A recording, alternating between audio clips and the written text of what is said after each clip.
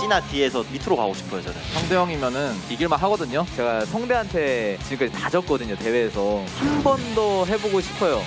시작부터 좀 엄청난 러브콜을 좀 받았습니다. 제가 좀 변수가 있는 선수다 보니까 잘하는 선수들은 안 건드는데 꼭 못하는 애들이 건들더라고요. 테란이 토스를 고를 자신 있는 테란이거나 아니면 토스가 테란 골라줄 사람 있으면 저는 고르고. 저는 토스 뽑아줄 수 있어요. 저를 뽑아주시면 원하는 사람 뽑아드릴게요. 저 뽑아주면 저도 뽑을게요. 뭔가 기분 나쁘면서 행복한데 재호 형이 원하는 조가 나오면 재호 형한테 쓴다고 했거든요. 좀 다른 빡센 사람이랑 바꿀 거니까 저를 먼저 뽑는 게 나을 것 같아요. 혹시 보면 현재 마지막에 오면 쫄리시나요? 당연히 쫄리죠. 박줄! 토스정에서 뽑겠습니다. 도재우! 뭐야? 약간 제호 형도도 씌우면서 도맨도 도와주고 이러는 거는 조금 별로 마음에 안 들어서 그냥 했습니다. 그럼 저도 갑자기 마음 바뀌는데 저거 뽑고 싶은데. 누구랑 해도 다 어려운데요. 여기 오니까 갑자기. 저 A조가 웬만하면 원하는 대로 완성될 것 같거든요. 어차피 재호 형은 재욱이 형 형한테 써줄 것 같거든요. 그래서 그냥 저를 뽑는 게 어떠신지. 너 원래 그냥 오는 거 아닌가? 제가 첫 상대로 솔직히 테란전을 하기 싫거든요. 저그를 뽑겠다는 이야기도 있었고 진짜 한마디도 안 했었거든요. 조일장 네, 지금 조일장 선수가. 선수. 저는 탈출할 수 있는데 현재가 사연전하고 하기 싫다고 해가지고 진짜 봤어요 그냥. 조지면 지켜보면서 이제 C조 아니면 D조 가고 싶다 속으로 생각하고 있었어요. 제욱이 형 테란 토스 뽑을 것처럼 하더니 결국 뽑는 거 보고 신기해하긴 했는데 근데 약간 혼자 도망가면은 너무 제욱이 형 토스에 좀 안 맞지 않나? 영진이 형이 그냥 현재형 뽑는 게 나을 것 같아. 어차피 재욱이 형 여기 올 것 같거든요. 가능성을 생각해봐도 제가 B를 가도 D를 갈 것 같고 C든 D든 그냥 다 똑같은 것 같아요. 김지성 선택을 했습니다. 재욱이 형이랑 해도 괜찮고 성대 형이랑 해도 괜찮거든요. 일단 만족스럽습니다. 죽음의 조로 지금 거듭나고 있는 두 조의 모습이 지금 나오고 있는 상황입니다. 솔직히 현재가 오길 좀 더 바랬던 것 같아요. 어차피 A조가 쉽게 나오는 순간 B, C, D는 그냥 다 힘들 거라고 생각해서 상관없어요. 그럼 저는 이제 약간 저 B조 가고 싶거든요. 사실. B4가 괜찮아요. 저도 그걸 원해요. 그러니까 제가 이 사태 때문에 이제 성대 형한테 뽑아달라고 한 거거든요. 상남자의 표본이잖아요. 도재욱이랑 이재호 둘 다 진짜 개인적으로 실망해가지고 재욱이 형 잘 가시길 바라고. 저는 아까 말했던 대로 그냥 B4로 해줬으면 좋겠습니다. 네. 약속대로 가네. 와. 자, B4로 도재욱 선수가 지금 들어가면서 최종 조가 완성이 되었습니다.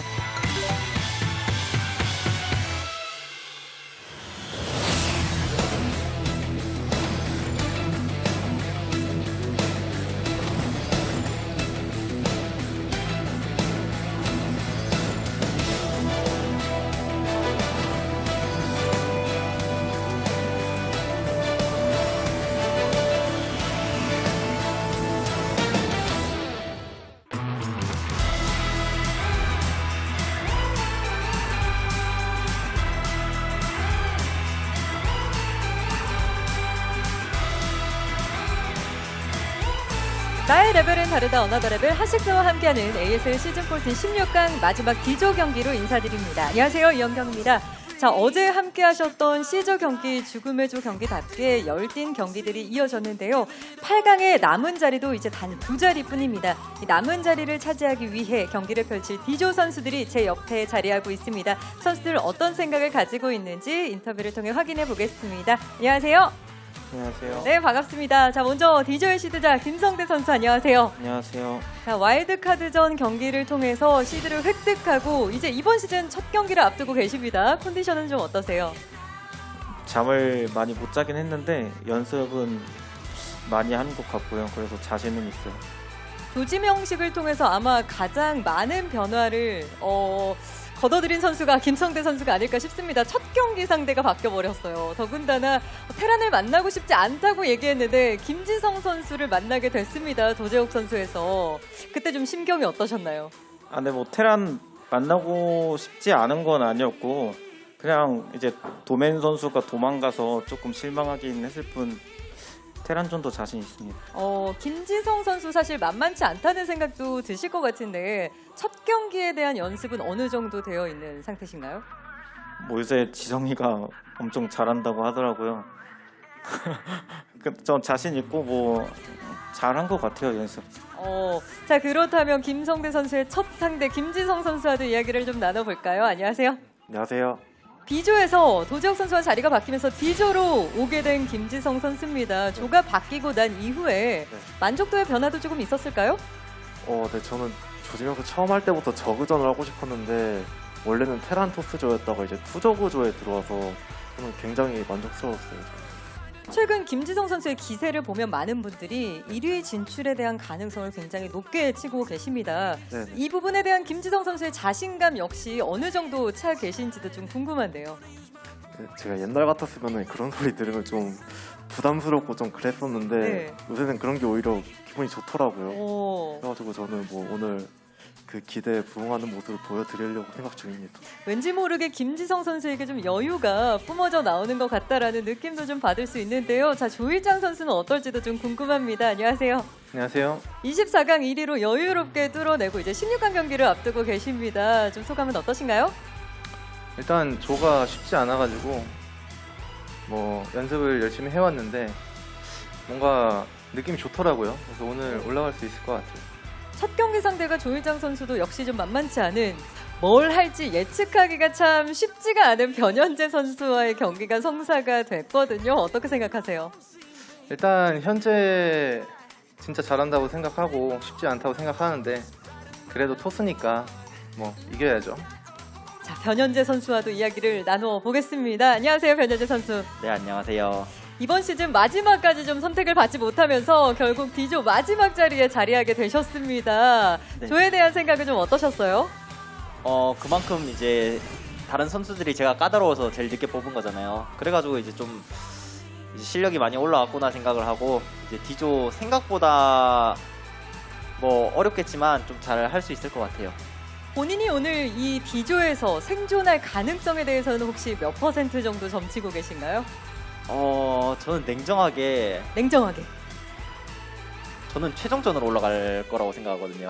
2위 진출을 좀 생각하고 계시는군요. 네, 이제 첫 경기를 이제 승자 패자 최종전 첫 경기 맵을 뺀 상태에서 이제 하기 때문에 이제 승자 패자 최종전 좀 자신 있어 하는 것 같아요. 지금. 다전제에서는 충분히 좀 가능성이 있을 것 같다.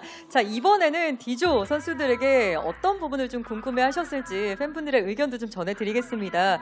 C조 경기 역시 쟁쟁한 선수들로 구성이 됐고 결과도 예측하기가 쉽지 않은 조였는데 D조는 더욱더 예상하기가 좀 힘든 조인 것 같다라는 의견들이 있었거든요. 이 C조와 D조 등 좀 어떤 조가 더 어렵게 느껴지시는지 이 부분은 저그 김성대 선수의 답변을 좀 들어보고 싶네요. 본인이 만약에 C조에 있었다면 D조에 있다면 지금 D조에 계시니까 어떤 조가 조금 더 난이도가 어렵게 느껴지시나요? 장윤철은 제가 이겼을 것 같은데 네. 저그 대 저그 약간 반반 보고요. 여기가 더 어려운 것 같은데.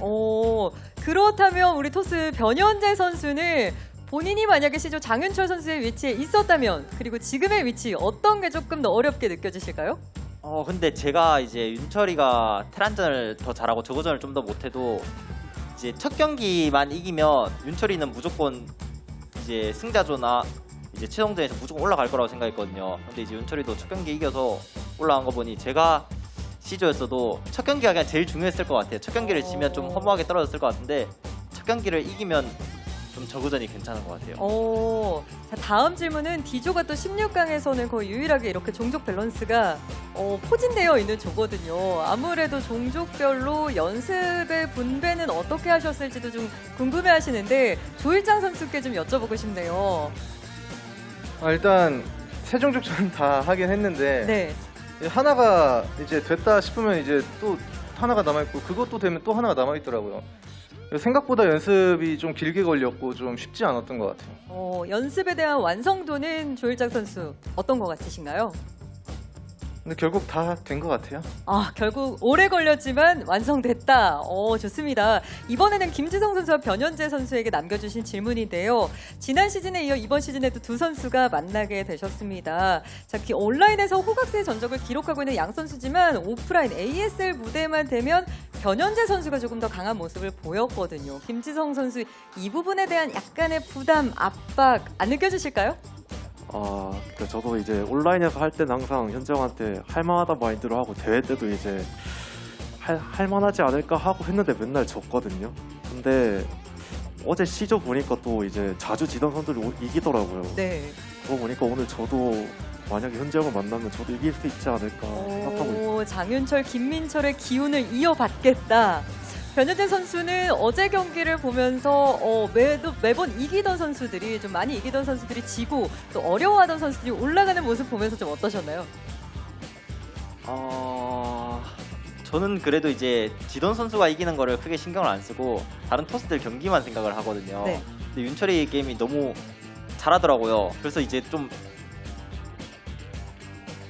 그렇게만 저도 이제 풀어 나갔으면 좋겠는데 이제 그냥 그런 생각밖에 없어요. 이제 지성이한테 제가 많이 이겼더라도 제가 온라인에서는 좀 생각보다 많이 지거든요. 네. 지성이도 이제 매 시즌마다 더 잘해지고 있어가지고 좀 부담이 이번에는 더 있는데 제 플레이만 좀 더 잘하면 전 이길 거라고 생각해요.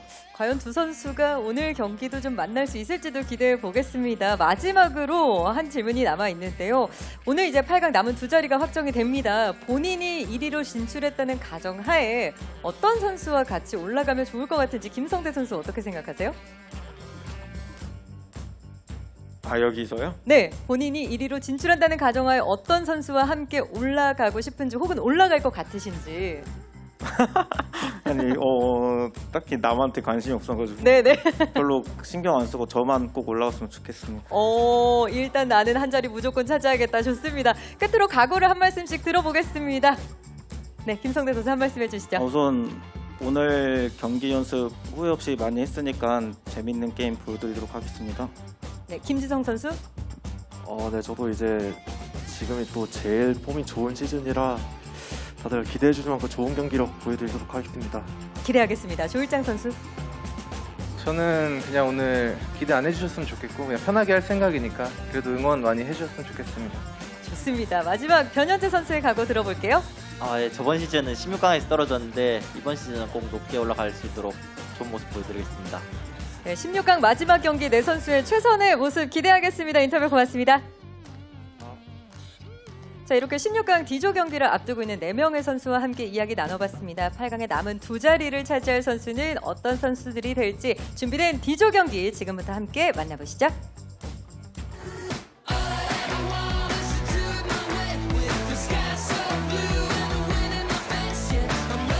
What is up, everybody? Welcome to the round of 16, Group D, where we will discover who will be the two players that will be moving on into the round of 8.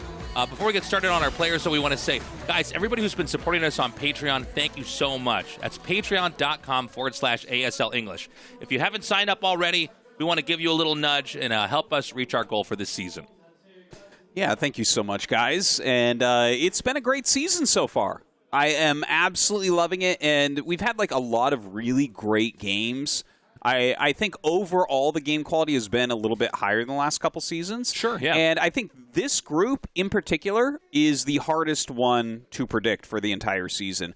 All four of these players, in my opinion, legitimately can make it out into that round of 8. They all honestly look like players that can be in the round of 8 semi-regularly, in fact. So you see these 6 players that have already qualified here, such big badass names. The only one that's a little bit of a surprise is Shine, but he played fantastically in that Group A. Oh, yeah, and Shine is always a fun player to have deep into a tournament because, you know, it's so crazy how he approaches the game. It's so cheesy. Everybody knows he's going to play weird, and they still can't stop what he's going to do here. And so you can see today, guys, we're going to be going into Group D to close out the round of 16. And like Tastosis said, it's a tough one to say who's going to move on here. I feel like any of these two players could easily get out of this group. It's going to be a lot of hard work for everybody involved if they're going to escape. Yeah. I really don't know how it's going to end up. Like, every single one of these guys, if you see them in the round of 8, you're not surprised at all. In fact, Hero and Mini, you expect in the round of 4. They've been in so many round of 4s and ups in the last, like, 4 or 5 seasons. It's insane. So I guess, based on what I just said there, they're probably the 2 favorites of the group. Yeah, I mean, Mini has really made a big splash in this game overall, and he's got such an unusual play style. I'd be pretty bummed out personally as a student of Protoss if he didn't make it. But at the same time, dude, Hero just terrifies me as a Zerg player. Action is always so solid. It's almost always like he's a safe bet as someone who's going to win versus anybody. Royal is really impressive. This hyper-modern style that he's bringing out here. Really re-engineering a lot of the ways that we look at Terran. It's going to be a fun group no matter how you cut it up. Yeah, it really is. And, you know, me as a Terran player, I am rooting for Royal. He's basically considered the 3rd best Terran in the world right now. So I hope that he does have what it takes to push his way through this group. But Action has always been very strong against Terran. In fact, look at that, 61% win rate. That's insane, and that's over 30 games, Tasteless. So, like, Action is always in ASL and always slaying. Yeah, this guy, since we started casting ASL, is always one of the players that is a major threat. You never want to count him out. Very scary early game, but I think even scarier late game. Really an abusive Zerg player, and definitely one to watch out for. But going up here against Royal, this should be an interesting one. I would say I feel like maybe Royal is slightly favored. Would you agree with that, Artosis? Oh, I think it's pretty close. We can see that his win rate against Zerg is actually astronomical. I hadn't noticed that, but it's only 10 games, right? So it's, right. I wouldn't take. Still, I wouldn't be like, whoa, he's better than Flash. Like, no. but 8-2 is pretty crazy for competitive matches. It is quite fantastic, and I mean he's got very good TVZ. I honestly don't even think about his TVZ when I think about him though, so that's kind of funny that that's by far his best win rate here. But no, I mean it's a best of 1, so I feel like a lot of this is going to come down to what the opener of Royal is, because he is a very technical player, and he might do something that has some hard edges here that catches Action or gets caught. Certainly. We're going to be going to Vermeer here for map number 1 in this best of 1. Action versus Royal. This could be a pretty long and epic game with the kind of map that we have going into this, but never count anything out here with these two guys. They've got a lot of different ways they can approach the matchup in general. Yeah, and if it does start to go very long, that's where Action does get stronger. You're right, he is even scarier in the late game. So I wouldn't be surprised if Royal does something to get ahead early on here, whether it's tech, whether it's a quick barracks in the middle, or, you know, possibly even a command center first. Yeah, and it looks like our game is ready to go. Guys, this is Action versus Royal in a best of 1. To start off Group D, the round of 16. Let's go.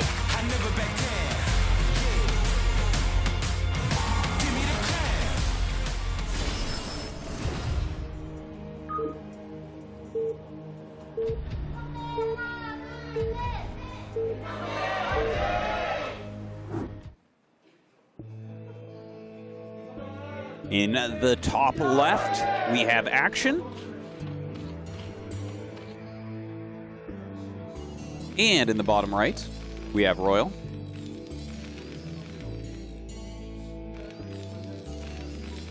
Okay, yeah, let's get into this, man. I really want to see what these two guys are going to be opening up with here.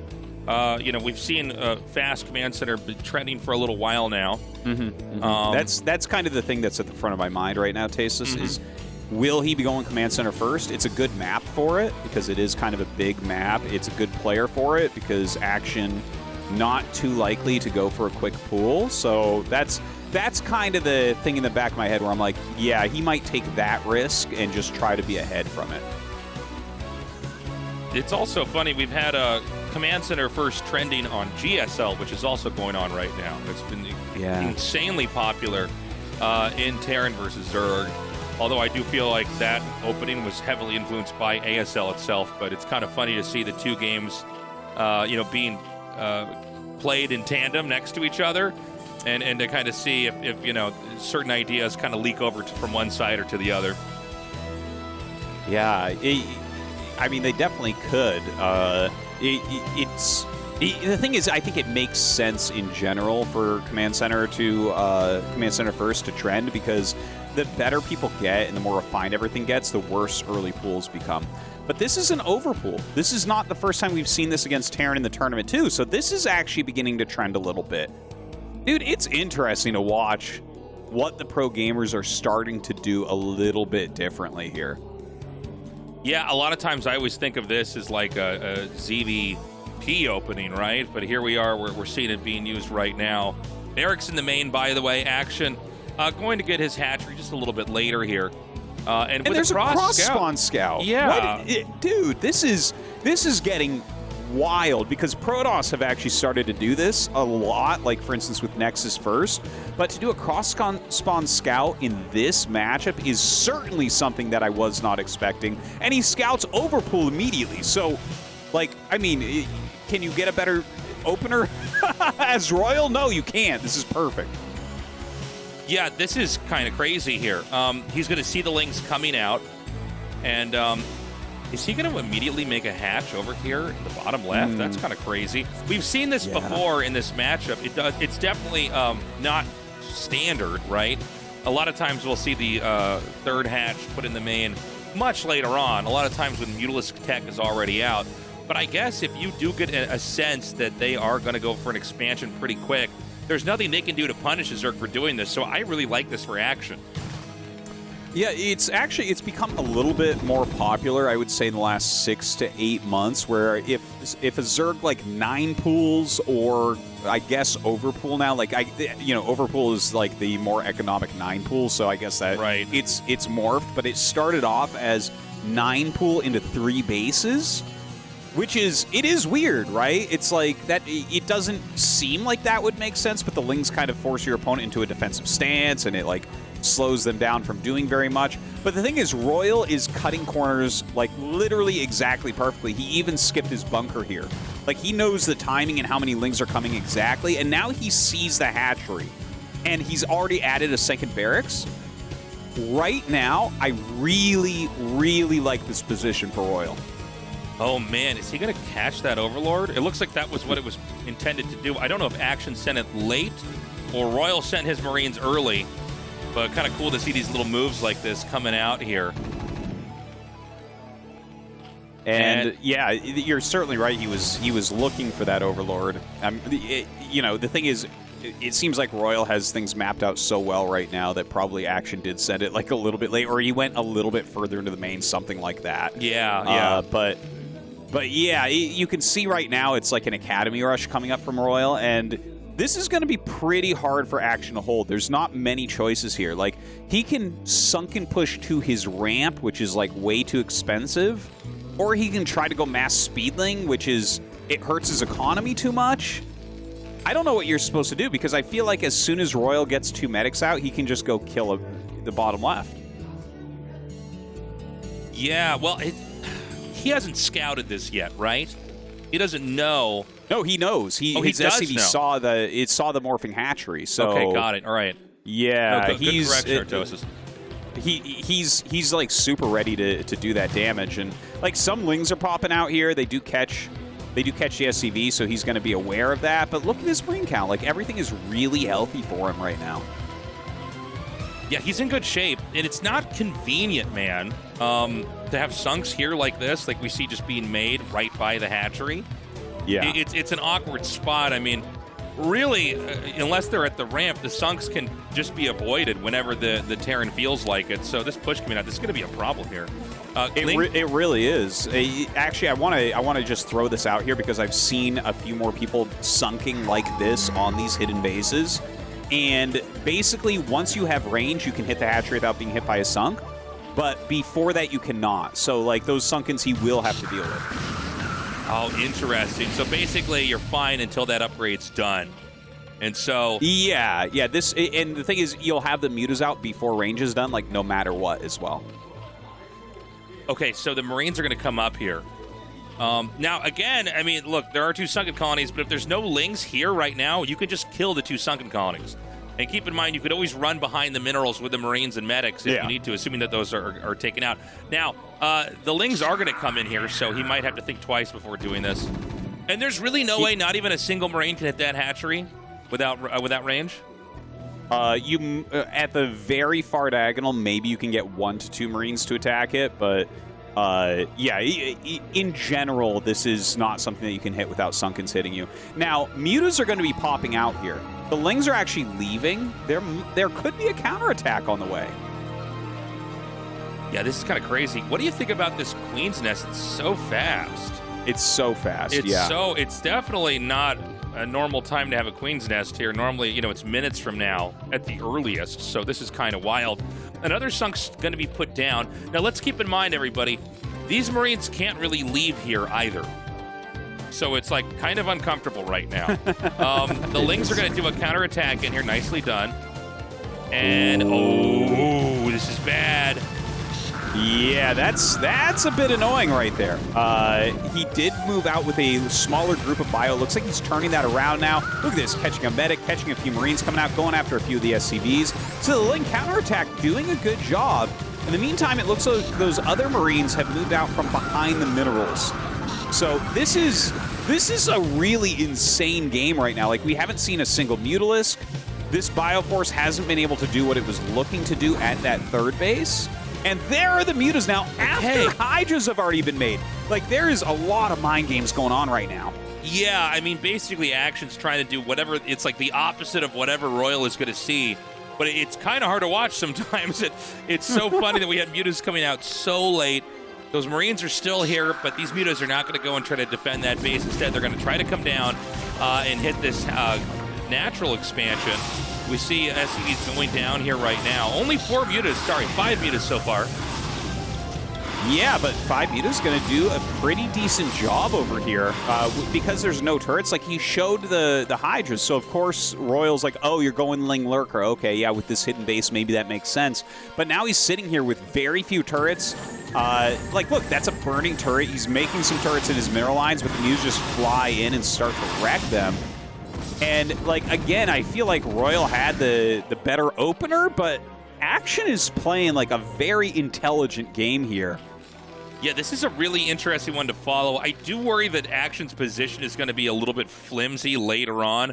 The fact that these Marines have been back here and denying mining for so long really does put Zerg in a bad spot. I mean, this has basically been a 2-base Zerg almost this entire game. Yeah, he did want to get that base up and mining. He's had to buy 4 or 5 Sunkens so far. And now finally bringing his mutas over to kind of shred these Marines and get his mining going. So Royal is still, he's okay. It's not like he's dead or anything, but I think Action has played it pretty nicely considering. This feels like quite an even match. He did snipe down one more Mutalisk here, so Royal's still getting some value with this very small position that he's got. But this is eventually going to be cleaned up, and only just now, at 9 minutes and 40 seconds, are we going to actually have this third base really take full use. Like, he can actually get the gas now. Meanwhile, for Terran, he's going to be gearing up to push out, and this looks like it could be directed towards that bottom left base to finish what Royal started. Yeah, it does look that way. He's got to be careful not to lose these mutas, though, because Greater Spire is on the way, which we've seen more and more Zergs trying to utilize as a little bit of a counter against one starport, one factory. And that might work out for him. Like, if you're trying to tank push up here, first off, you have to siege from the low ground. And by then, he's going to have Guardians. And you're just not going to break through with, like, 1 Irradiate, right? Like, 1 Irradiate is going to kill 1 Guardian out of 5 or 6 here. So I like the way that Action is doing this. He has Sunken push to the ramp. And, I mean, that's really hard to break, man. Like, you're missing half your shots uphill against this. Yeah, this is going to be kind of a pain, man. Now, he doesn't see the Guardian cocoons just yet. He is going to run up with these Marines. And once he gets onto the high ground, the Guardians are going to have a much tougher time trying to fight. But with Sunken Colonies there, it's not the end of the world. Okay, here we go. 2 Guardians out. Yeah, I think he has to leave the position. Okay, see, there's the 1 Irradiate. You just move the Guardian to the side, let it attack whatever. And with the, I mean, I think he can just put steady damage. Like, look, he's hitting that siege tank. The Marines can't really come up to cover it. What is he doing? He's like moving them back and forth. He's doing a ballet of the Guardians instead of attacking. It's like Guardians synchronized swimming over here. Yeah, I think Guardians are some of the most unmicroable units, I feel like, in the game. Like, they're very unresponsive and kind of sluggish and clunky. I mean, this is really beginning to heat up over here. He's committed to trying to take out this base. Action, once again, not able to mine his second gas. The Nidus goes down. Another one's been remade right at the bottom, so he can still reinforce from this position. But I mean, these Guardians alone, along with these Sunks, I mean, it's not an easy position to try to attack for the Terran. It really isn't, but I do have to give kudos to Royal here because I think he's making so many good and very difficult decisions about how to engage. Like, he's doing stuff with these attacks. He's not able to kill the third, but he's denying gas. He's killing some drones. He got rid of a Nidus, right? He killed a few lurkers. He's killing off the Guardians as he can, and he's macroing completely cleanly behind it. So he's doing basically everything that he can come up with to try to give Action some pain. So Action is still mostly a 2-gas Zerg. Yeah, I mean, it's kind of crazy. The big takeaway is that Action has been behind pretty much this entire time. Like, everything that Royal's done has delayed mining, has punished the Zerg, but Zerg has not lost that base, so once the Zerg is able to get back on his feet, he can fight back and send more drones back over there to mine. Terran is going to be taking a third. I'm worried that growth and tech have all been kind of hiccuped here for Action. I mean, Guardians, it's a pretty big decision to make at that phase of the game. And I mean, I guess it worked, but, you know, it slows the game down quite a bit for the Zerg, and it's hard to really be active and or engaged on the map. He is going to take his fourth base over here at this other natural, but there's 3 vessels out here. You know, and unless you get really high numbers of Guardians here, I do feel like you can eventually whittle this down over time. Yeah, the Guardians really don't scale. Guardians are really good right when you first make them, and then they get worse and worse and worse. So, yeah, he still has 3 Guardians, but honestly, I don't think he really cares about this anymore, right? Like, he is irradiating them. In these smaller numbers, they don't really do all that much. So, Marines and Medics coming up this ramp. He's going to deny that gas once again, but there is a Defiler counterattack coming in. Oh, God, 4 vessels, though. Oh, if he can get an irradiate off in time. Oh, they scourge. Oh, did they all go on one vessel? That was so funny. Yeah, okay. Yeah, a little bit sloppy there, but he gets some Dark Swarms up into the natural, so he will deny a little bit of mining there. The Marines and Medics coming forward. The last Guardian looks like it will end up falling here. Those 3 Sunkens actually being really annoying to deal with, and a Plague comes out onto his army as well. Look at this, there's 3 hatches here. He has to save it, and he's going to. Yeah, a big blow there for Royal. He was so close to crushing that base. It's kind of funny how almost all the action in this game has really just come down to this bottom left location that, again, was taken so early in the game. We just don't see expansions like that taken as quickly, not in a kind of normal textbook game. Action is going to take another 4th, this time not in that natural location, but instead adjacent to his main. And we see that the Ultralisk Cavern was being made back in Action's main. And when the Ultralisks come out, it's a lot harder for the Terran to ever hold their ground.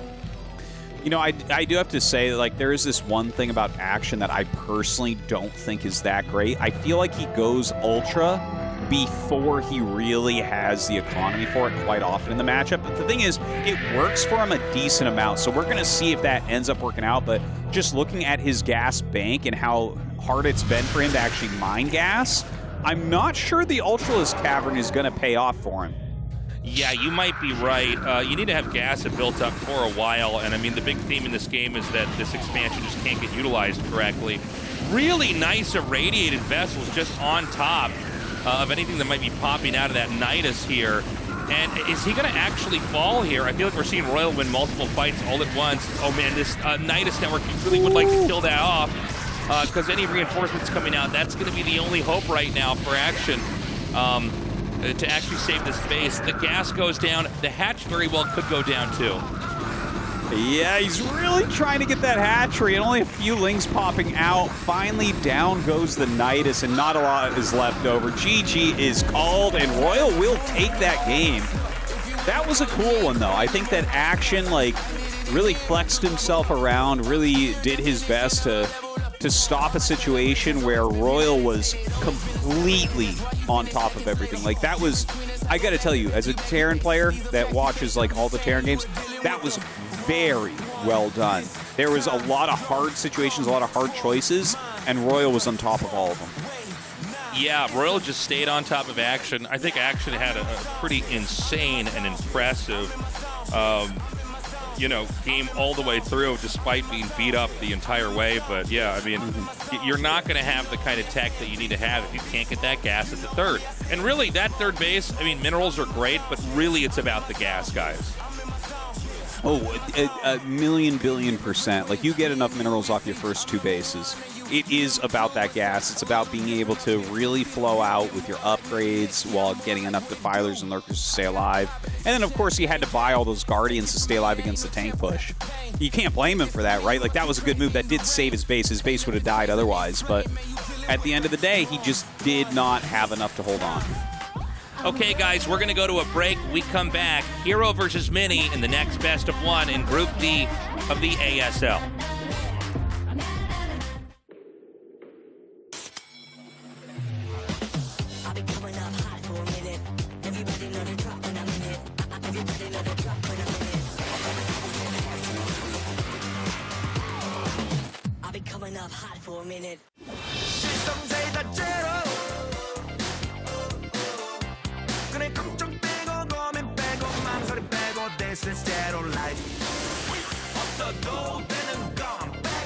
실성사이다 제로. 아침은 라떼, 홀릭 점심은 라떼, 홀릭 저녁엔 라떼, 홀릭 둥글하게 달콤하게 라떼 홀릭. 달달한 충전이 필요할 땐 칸타타 라떼 홀릭.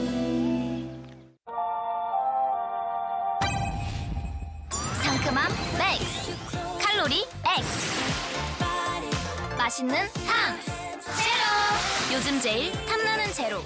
제로. 같이 떠나볼래?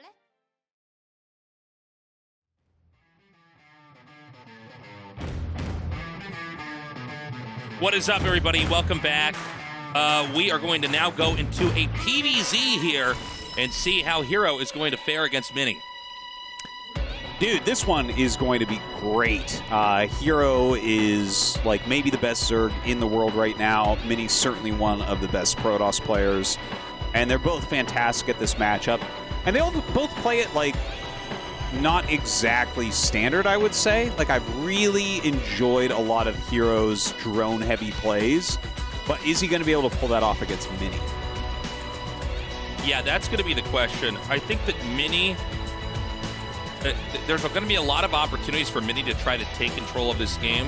I guess the question is, is this just going to be a fast expanding Protoss, or is he going to do some of his crazy stuff that we've seen Mini do before? Because Mini seems to have this very different way of looking at StarCraft, and right now he's honestly one of my favorite players to study. Beyond just being a student of Protoss, right? I mean, the fact of the matter is this guy has a really interesting way of analyzing the game, and a lot of the builds he does. He's very good at these one-off plays where, like, you can't ever redo that in a tournament, which I always find kind of fascinating. But Hero, he knows how to really play this very abusive style. And he also has this way of always making the game easy for him, if that makes sense. Explain. I think it makes sense, but... It's like, okay, so this is probably the safest way to approach this that doesn't work, is not hinged on doing any one thing perfectly. I feel like we're actually about to start this game right now. I'll continue that on when we go in here.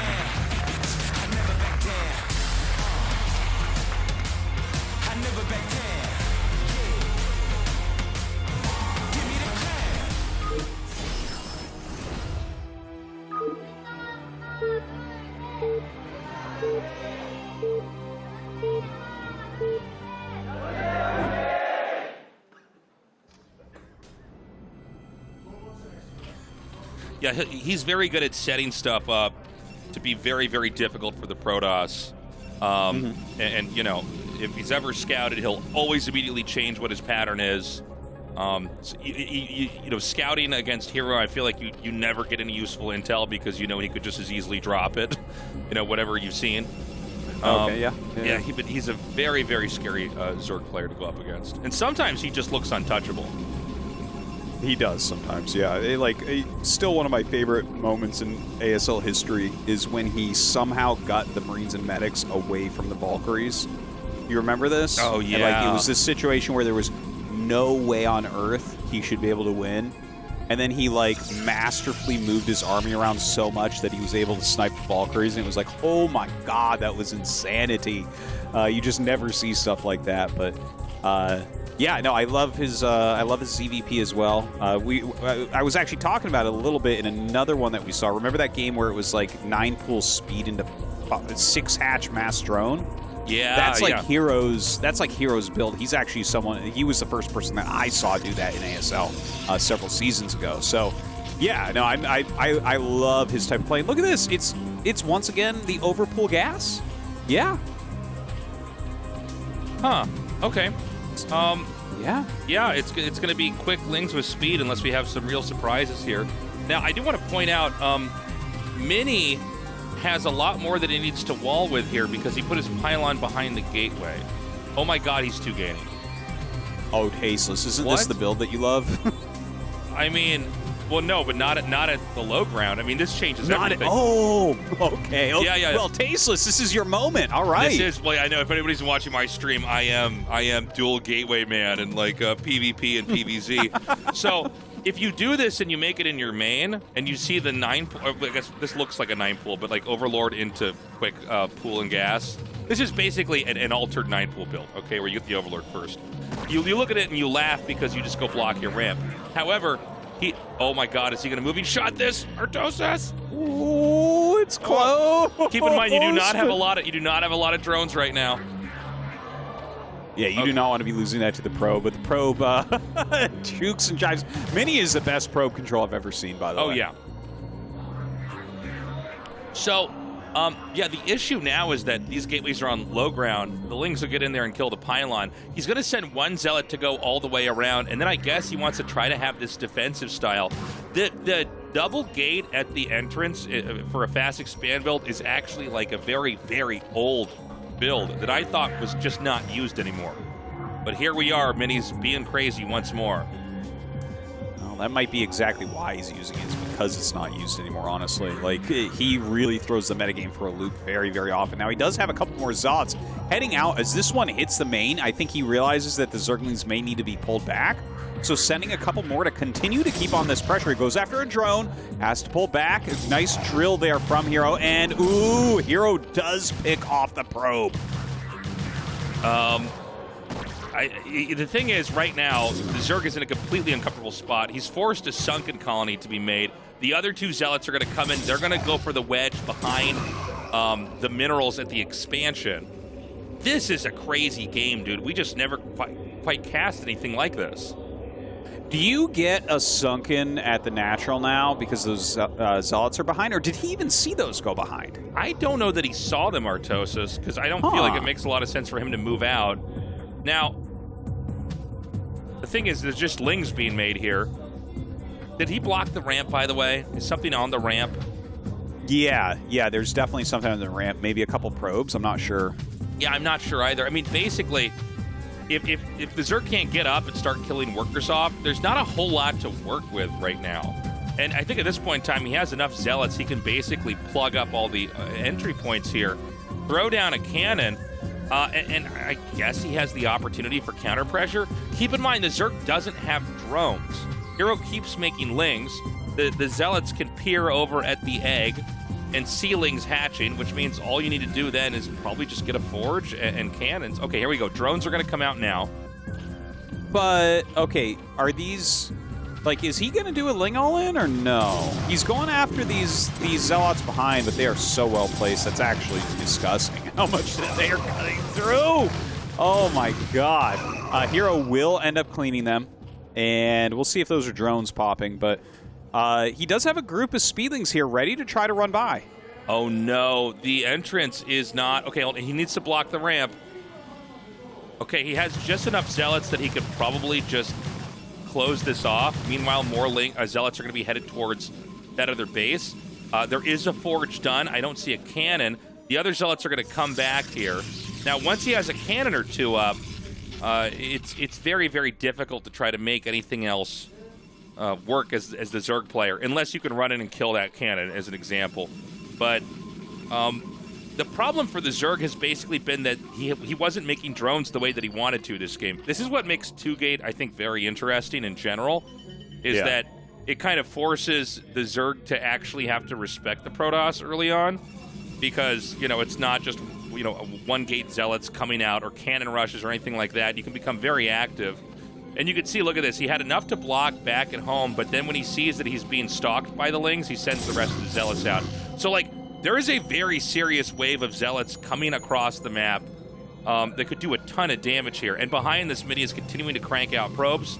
Now, that's enough Lings to kill the cannon. This could be really bad for Mini. Oh, one Zealot. Oh, he turns around. I think maybe because there's so many Zealots coming, he's just going to die to this. He has a Sunken making a ton of Lings at home, but that Zealot count is astronomical for 6 minutes, 30 seconds. Yeah, it's an insane number of Zealots here.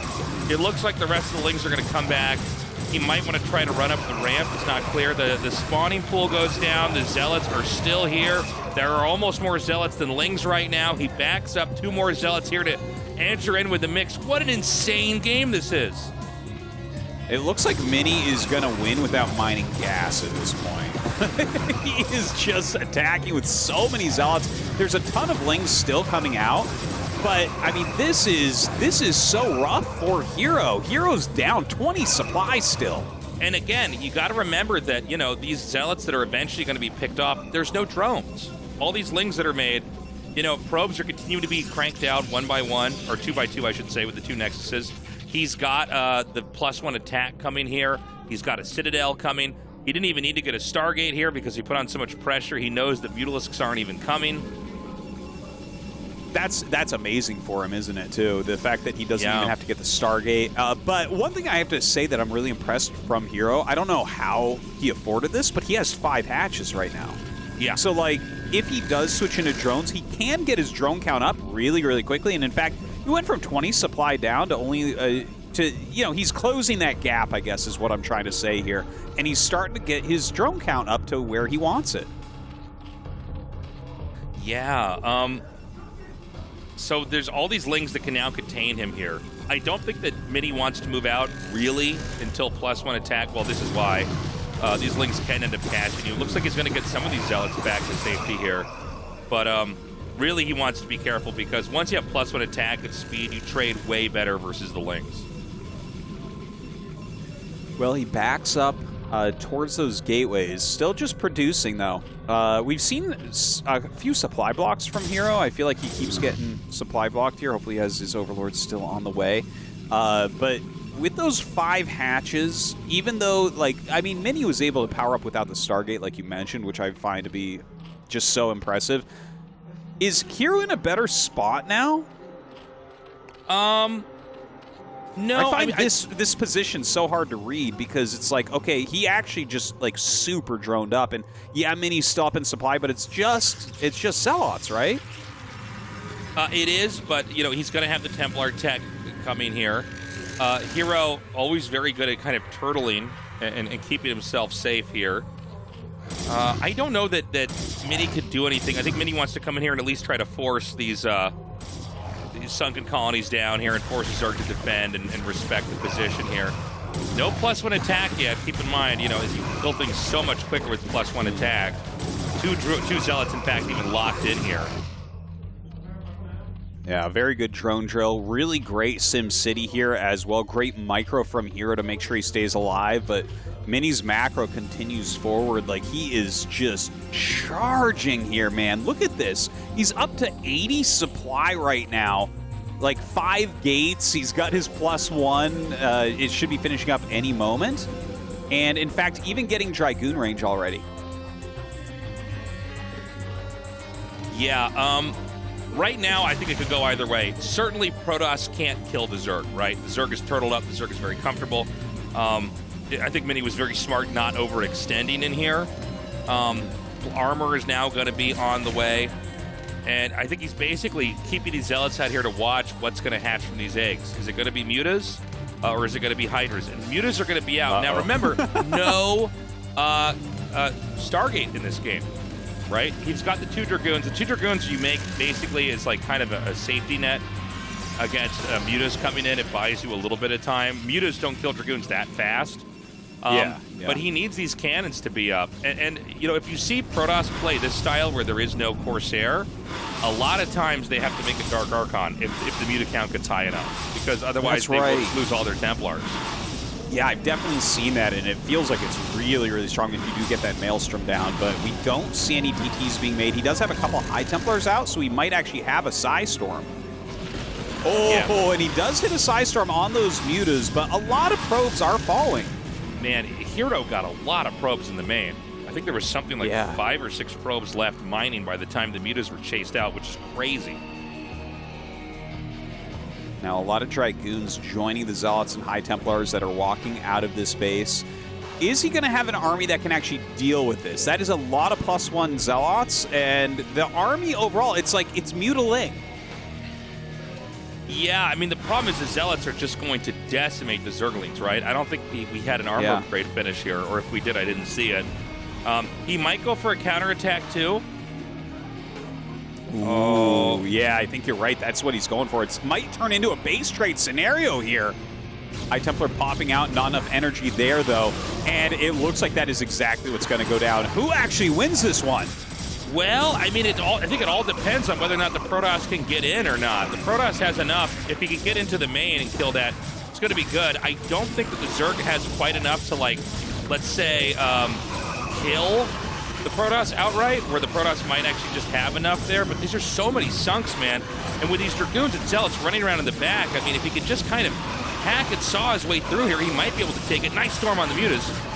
Oh my god, still Mutas left over. He's going to kill that Nexus at the natural of Mini. So Mini not going to have a whole lot left over here. Still 2 positions for Mini to kill with his Zealot Dragoon force.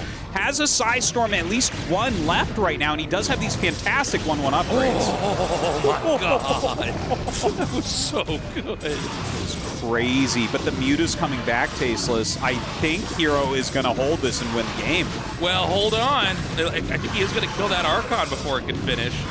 You know, an Archon shot will kill all these Mutas. No, you know what? He just has enough Dragoons that he's going to kill these Mutas. The problem is that Zerg is still mining from 2 bases. Yep. And, you know, now, in theory, he could maybe get up onto the high ground and kill the main and then, like, have a Dragoon or a Templar that would storm or shoot at the, Oh, dude, are there no Overlords? I don't know where the Overlords are right now, but if he finds anywhere for those DTs to get some damage, that's going to be painful. And Archon has been made in that main base. Can't really go up there. There's Sunkens in both locations. Now, maybe he could use the Dragoons to shoot the Overlords, I guess? I don't know, man. Oh, that would be crazy. I think Mini has to, like, hard shift back into a turtle game. Because he's going to mine out of his main pretty soon here, by the way. You know, there's... I wonder if he should have made... Well, I guess you could make a Dark Archon or not. I don't know. But he needs to basically go back and turtle and defend and then just get his other base up. If Mini can have a second Nexus up, he could just kind of let the game pan out, right? Because Zerg is also going to have to try to focus on growth and getting out on the map here. There's Can he ever do that? Like, there's just, yeah, but will he ever get to Maelstrom and everything? This group of Mutas is so strong. It does take Dragoons a long time to kill Mutalisks as well, so kills off that Dark Archon, flies out of there, and Mini's income is just so weak. 1 gas Protoss is not very scary for Zerg, I think. No, it's pretty weak overall. And, you know, the thing is, Dragoons, I mean, they, like, can fight Mutalisks, but they don't really counter Mutalisks. You know, it's not like Goliaths or these other anti-air units. The Mutas can kind of just ignore them and then just hit everywhere, like kill all the probes as an example. Yeah. Coming in once again here to that natural. Still, like, Mini has an okay little army here. The Mutas, though, just staying out of range. Very good micro from Hero still. Going after that Archon, doesn't quite get it. Great pullback there from Mini. Yeah, I think that he's actually stabilized now. He just has to transfer his workers, and that's going to obviously happen very soon. Oh, the DT. Yeah, there's nowhere he can sneak that DT either. Oh, you know what? Maybe he can go all the way around. Oh, There's gosh. always somewhere to sneak a DT. Yeah. Yeah, I mean, He's trying, man. Bet is Doesn't to just seem try like... to hide that. What? He got one, though. All right, all right. Well, Mini has gotten his natural back up. A lot of drones coming out of Hero, so you are right. That's kind of how they both went. They both swang back into that that economy play. Now, a Dark Archon is up in the main base. We should point out out you as need well. 100 energy for Maelstrom. Yeah, Protoss does not have a lot of probes either. Like, it's a pretty low number. He took quite a beating, and he didn't seem to be in the business of remaking those probes. Now, this is going to be the telling moment. Mini's going to push out. That Dark Archon's going to be at 100 mana in a couple seconds here. And if he just catches the Mutas, that's it. So he's trying to hide this. He's trying to make it look like, oh, look at me, I've just got an army. Just your average army. He sees it. Okay, all right. it was a good Maelstrom, but not perfect, right? He didn't get all the Mutas, and now the Mutas go for a counterattack. They know they can't be slowed down. There's no way there's 2 Dark Archons. Going to get both the cannons right away, but does have to run as the other Dragons come back. Okay, you know, that's not bad. No, this is the funny thing with these Mutas is, like, the Dragoon's shots will end up being so spread out. It's just so bad. Lurker tech is about to be here. We see a lot of Lurker eggs morphing. I think that, yeah, this is just going to be out in time. I don't know how much you can really engage with this. And again, you know, Hero is playing, I think, like a tactically brilliant game here. He really is so strong at these types of tactics. Like, the guy can make any position work for him. And you can see these counterattacks. This is why I personally think he's like the best Zerg in the world, man. Like, watching this game and how rough this game was in so many points. These counterattacks, the harassment, the micro, you know, the tech switches. He's so fluid and everything. The fact that he had 5 hatch against a bunch of Zealots and then just re-droned, and then it's like a base trade, and now he has Lurkers. I don't even know how he affords all this, but just amazingly done. And honestly, at this point with the Lurkers out, I don't know how Mini is supposed to do anything. Yeah, I mean, he doesn't have a Robo, right? No. I don't think no, we ever saw one get made. I mean, you know, it's standard to have one at this point in time, but this has been the least standard game ever, man. From openings all the way to the way that the Zerg is harassed with that, you know, Mutaling counter. I think basically Mini wants to wait for another 100 energy over on that Dark Archon, but he can't really interact with the Zerg if he can't see the Lurkers, right? I mean, that's just never going to work. Totally. Like, he's got to wait for his Robo to finish. He has to start getting observers. Like, it's not like he has a ton of gas, right? He just has the 2 geysers. You know, and look at this. The Mutas come in once again. The Muta's not as important for Hero anymore, but they continue to reduce this probe count.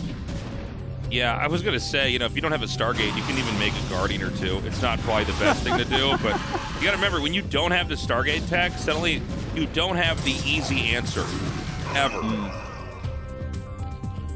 And so, I mean, I do feel like, yeah, this was close, this was crazy and epic, but at the end of the day, Heroes kind of just sort of outmaneuvered Mini throughout this game.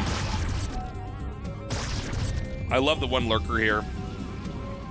Just make it uncomfortable enough to where you can't expand in that location. Yeah, it's almost like the Broodling, but more so, quite a bit. Mini is taking a 3rd base now, but he's down like 30 supply, which is never a good sign in this matchup. Still has like a decent looking fighting army. He has great upgrades as well. +2 armor and +1 attack have all been finished. Got that Dark Archon with its Maelstrom. But this Hydra Lurker army, super, super scary. Yeah. Now, keep in mind, you know, the Muta's not being a threat anymore. Mini does have a fighting army. It's the supplies that worry me. It just seems like there's so much more here for Hero. You can see he's kept these Mutas and Templars back just to see if there's going to be a counterattack. None ever came, so Mini's beginning to clean up on the map here. This has just been such a crazy game. Yeah. Like, how, if you were to come back in this spot as Mini, right? Because again, he's got an army that looks pretty good and everything, but Hero is growing so quickly at the moment. Or do you have to just turtle and hope he attacks into you? Is there a certain type of harassment that you think can actually gain parity for Mini? Like, what do you do here? Well, he needs another base on top of the one he's already got. He'll probably have to go to Reaver Tech, but Zerg is going to attack in here, and this is going to be a huge deciding moment right now. I mean, this is such an insane angle to be coming here as a Zerg. Oh my God, and the Protoss is going to collapse back. I will say, man, really world-class storms here from Mini, but this is so many lurkers, man. It really is a lot of lurkers. Does he have an observer of this army? Okay, there it comes. Oh, so God. he will be able to pop some of these. Another storm goes down and gets rid of 3. Still a lot of lurkers left over. Can he save this Nexus? Can he get up there in time? I think so. Yeah, I think he can save it, but there's so much more that's been produced here. I mean, Mini had this army. He just lost, I think, too many probes this whole game. That's the real story. And notice that Hero keeps going for probes again. He knows basically he's bringing Mini to his knees by having the probes so low. And, you know, you see this army that's been remacroed out. Mini can't do that. He doesn't have that kind of economic engine behind him. No, certainly not. He is just about dried up at this point. And it does look like he's going to end up going to the loser match, man. Mini with maybe a couple tough seasons in a row for his level. GG, there it is. Mini taps out, dude. Hero is a killer. He is so scary, man. We got a great TVZ just around the corner then. Yeah, another nice TVZ there. See if Royal is able to advance against Hero. Definitely a different player from Action, but you know, Mini falling down into that loser match taste. I'm getting a little bit nervous. You know, he showed some bravado, I guess, last season, choosing light and then getting eliminated. Bravado? Bravado, dude. You mean he showed bravado? He showed bravado. He showed bravado. Oh, so much bravado, dude. Too much bravado is what I'm talking about. And now he's in this tough group. What if he gets eliminated? Is that bravado gonna haunt him forever? It's so very bravado, man. This is what a great set of games we've had so far. Man, I hope that Mini can still make it through this group, but this is a tough one, man. No matter where you turn in this group, there's a good player around the corner. Hero, though, I mean, really impressive counterattack with the Lings and the Mutas, really thinking on his feet against a very obtuse opening from Mini. Mini pulling like an ancient build out and then bringing modern play with that. Guys, we're going to go to that break now. Hero versus Royal will come after this short break.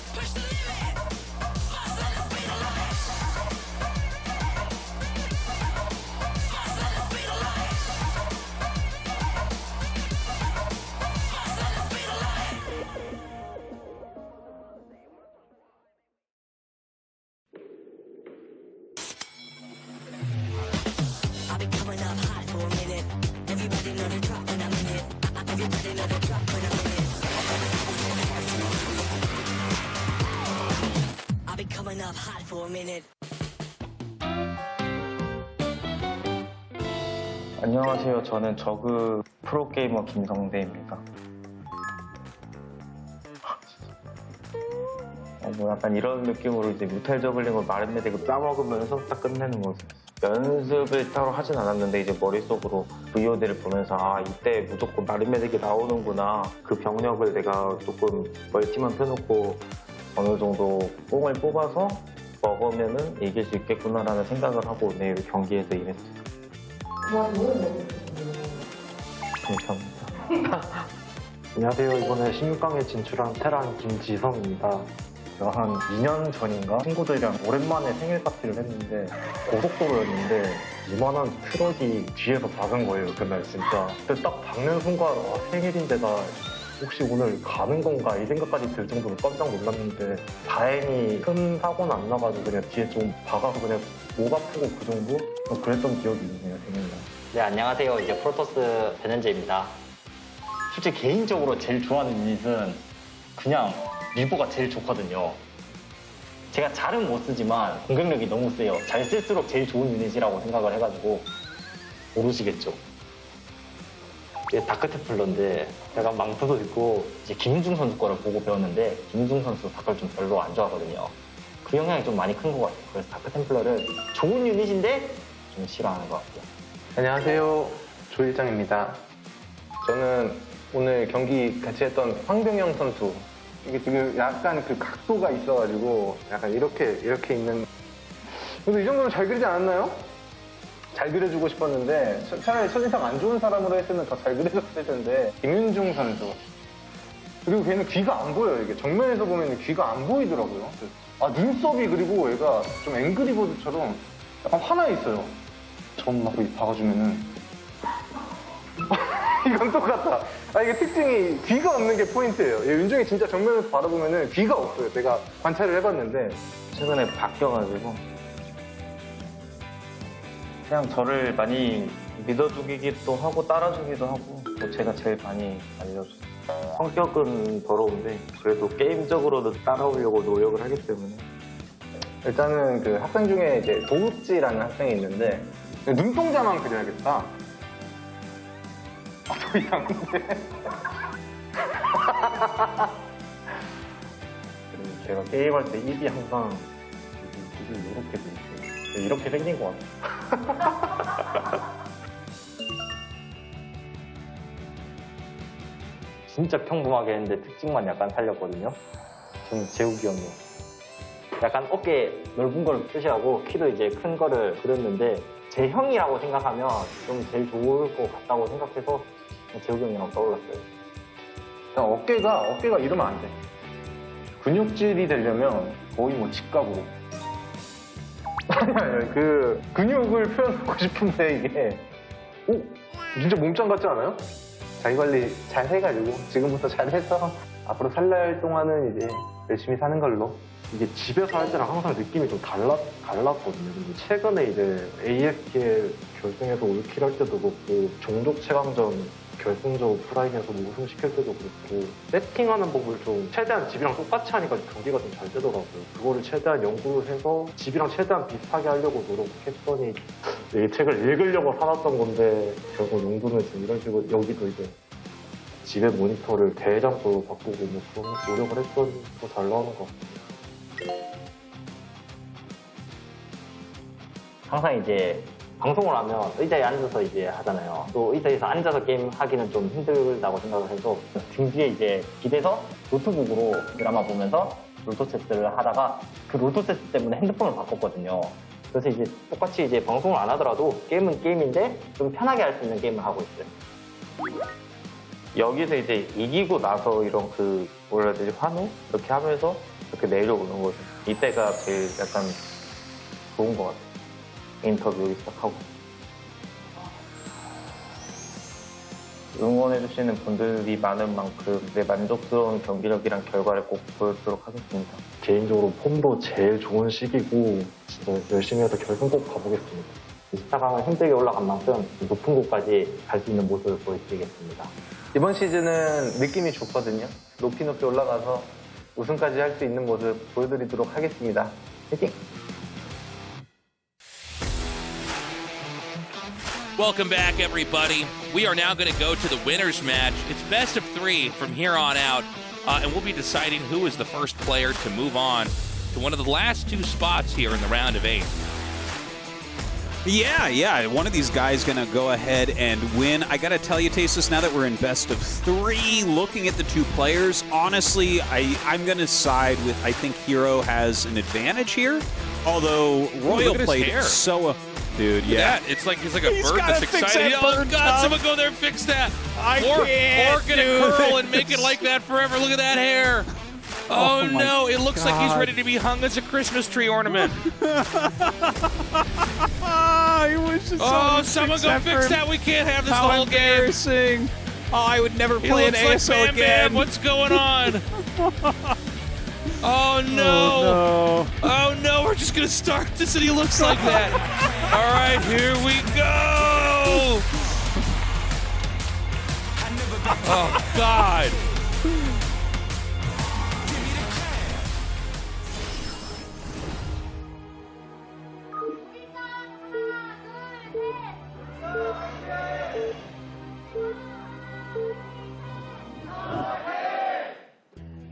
All right, let's see if it's still there when we get the last shot of the player in camera. It's going to be there forever. There he is. No! Ready to be hung as a Christmas ornament. That's right. Okay. Well, I was going to say I thought Hero was going to win, but with his hair like that, how could you ever win anything? But no, looking at this, okay, so there's two things. First off, I think that Hero is a bit better than Royal, but like Royal played so well against Action. Like honestly, yeah. Watching the way that he took that game and just in every single position he made all the right choices and just reacted correctly. Like even when Action was catching him, he's like, "Oh, you made 3 tanks. Here's some Guardians," and he's like, "Oh shit, I only want to radiate," but he still fought against it really well. Just everything about the way that Royal played that was super impressive. So I don't know. It's. I think this is a pretty close one, but I lean towards Hero. What about you? I do lean towards Hero, man. He really freaks me out with how good he is. Royal, by the way, putting a barracks in a forward position out here on the map and then going for gas. Yeah, that's a very, very, very, very fast gas. Yeah. Like insanely fast gas, dude. That was literally 30 seconds quicker than a regular gas. So he is going to have like the quickest factory ever. Yeah. And it's going to be a fake bunker rush. It's definitely not going to be a bunker rush. Look at this. He has 5 SCVs mining gas. There's no depot in this game. Yeah. Oh, man. Dude, he's literally looking to win with 1 Vulture. Now, That's what we're seeing because these here. are recordings, just for all the Zerg players out here, all those weird games you had, well, this is where it came from. Dude, look at this. He has 3 SCVs. I've never seen this in my whole life. 3 SCVs. Have you ever seen this? This is actually insane. No, never. Never, ever, ever. This is insane, though. He is going to throw this factory down. Dude, this factory is... Okay, so that is about 30 seconds faster than normal. Now, here's the funny thing, Tasteless. If he was playing like a B-Zerg would probably get a sunken up and beat Royal. But he is going to get a Vulture in, and it is going to do infinity damage. This is the craziest build I have ever seen. Yeah. I can't even believe it. There's a point where there's 3 SCVs in gas, 3 on minerals. Yeah. Oh my god. Royals just at 10 out of 10 supply. This looks like someone in the first week of playing the game, but it's an ASL. Yeah. It really does. You watch them play and you go, okay, that was fine, but you have to make SCVs the whole time in depots, okay? Getting the Vulture is fine. No. This is apparently the only way to do it, man. Here comes that Vulture now, man. That is so unbelievably fast. Well, it should be coming any second. Now the drone actually got a kill, too. This is... Dude, I don't even know what I'm looking at here. This is so crazy.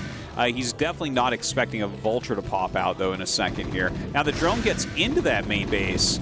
Look at this. He has to attack the creep colony. Where the hell is the Vulture? Are we going to make a Vulture? It's coming, but he's got to kill that sunk. Dude, I think his depot was a little bit late there. I think so. Hold on. Here we go. Now, again, keep in mind that sunk, it's going to finish with, like, just no health here. Oh, my God, the Vulture! Oh, my God! Oh, my God. This is insane. Oh, my God. 2 Vultures coming. Okay, now he's going after the hatchery with units that barely deal damage to it. This is such a bizarre cheese from Royal. Yeah, I don't know why he's not going and killing drones here. Well, I think he doesn't want to get flanked by the Lings. Like, he has to control the entire situation. And that's what he's doing. Like, nothing can get out. He's keeping on unreal pressure. Like, can you even get, like, a sunken up? Like, he starts it there, but now is the perfect time to go to that main base. There's nothing left over. Boy. That's it. It's game. Can he kill every drone before he gets somebody to their side? Oh, yeah, no, he's going to kill everything. It's like, if you drill all the drones the natural, you might get one there or something, but... Look at this. He's being very patient. He's like, yeah, I'll kill all the Lings. That's fine. Because the thing is, yeah, I mean, I think this is the most all-in thing ever, man. Dude, yeah. he lost 1 Vulture over there at the entrance. Okay, now keep in mind, it's going to be just the control here of Hero. Can he try to catch any of these? I think he can. Oh, hold on. No, he's just got enough. He's just got... Can the drones block? Oh, my God. Oh, my God. He gets one. My God. It's all up to this drone right now. Well, now the micro is much easier for Royal. It's way harder to micro 2 than it is to micro 1. And It's he is actually just better slaying. It's good that he lost that vulture. Well, no, but you know what I mean. Nah. And Tasteless, this all in This is has awesome. worked. I can't even believe it. Oh my god. Dude, that was... What am I seeing? That was insane. That was insane. I've never seen Curl anything remains quite in the like hair. that. Oh my god. Okay, well, Royal cheeses the hell out of him. That was one of the cheesiest things I've ever seen. He completely sacrificed his economy, completely sacrificed any sort of safety or late game. He literally had to kill him. And, like, he just got the sunk in. He just kept the Vulture alive. If he had misclicked one time with that Vulture, like at the natural, I think Hero just takes the game. You know? I think it ends super, super fast. So, very well done, very impressive. But you can't win like that multiple times. That's like the only time we'll see that build. Oh, yeah. No, I mean, that's a one-off. But I'll tell you something, man. Royal's halfway there. Super salty Hero, by the way. He doesn't normally show his emotions that much, but you look at a build like that, it's like, what is going on? Yeah. Well, he was not expecting to lose like that. There was like nothing left over for Royal, so I get it. All right, guys, we're going to go into Game 2 now. See what builds Royal's got. We move on. Again, the winner of this series going to the round of 8 of the ASL.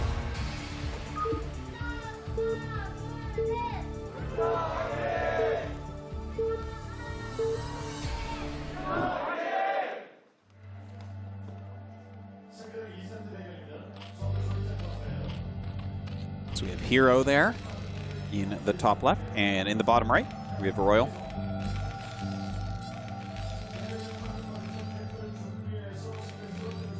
And Nemesis is our map. So, quick couple thoughts on this map, right? It is a modified version of Blockchain. Blockchain was probably the most popular Crazy Zerg map that we've ever had.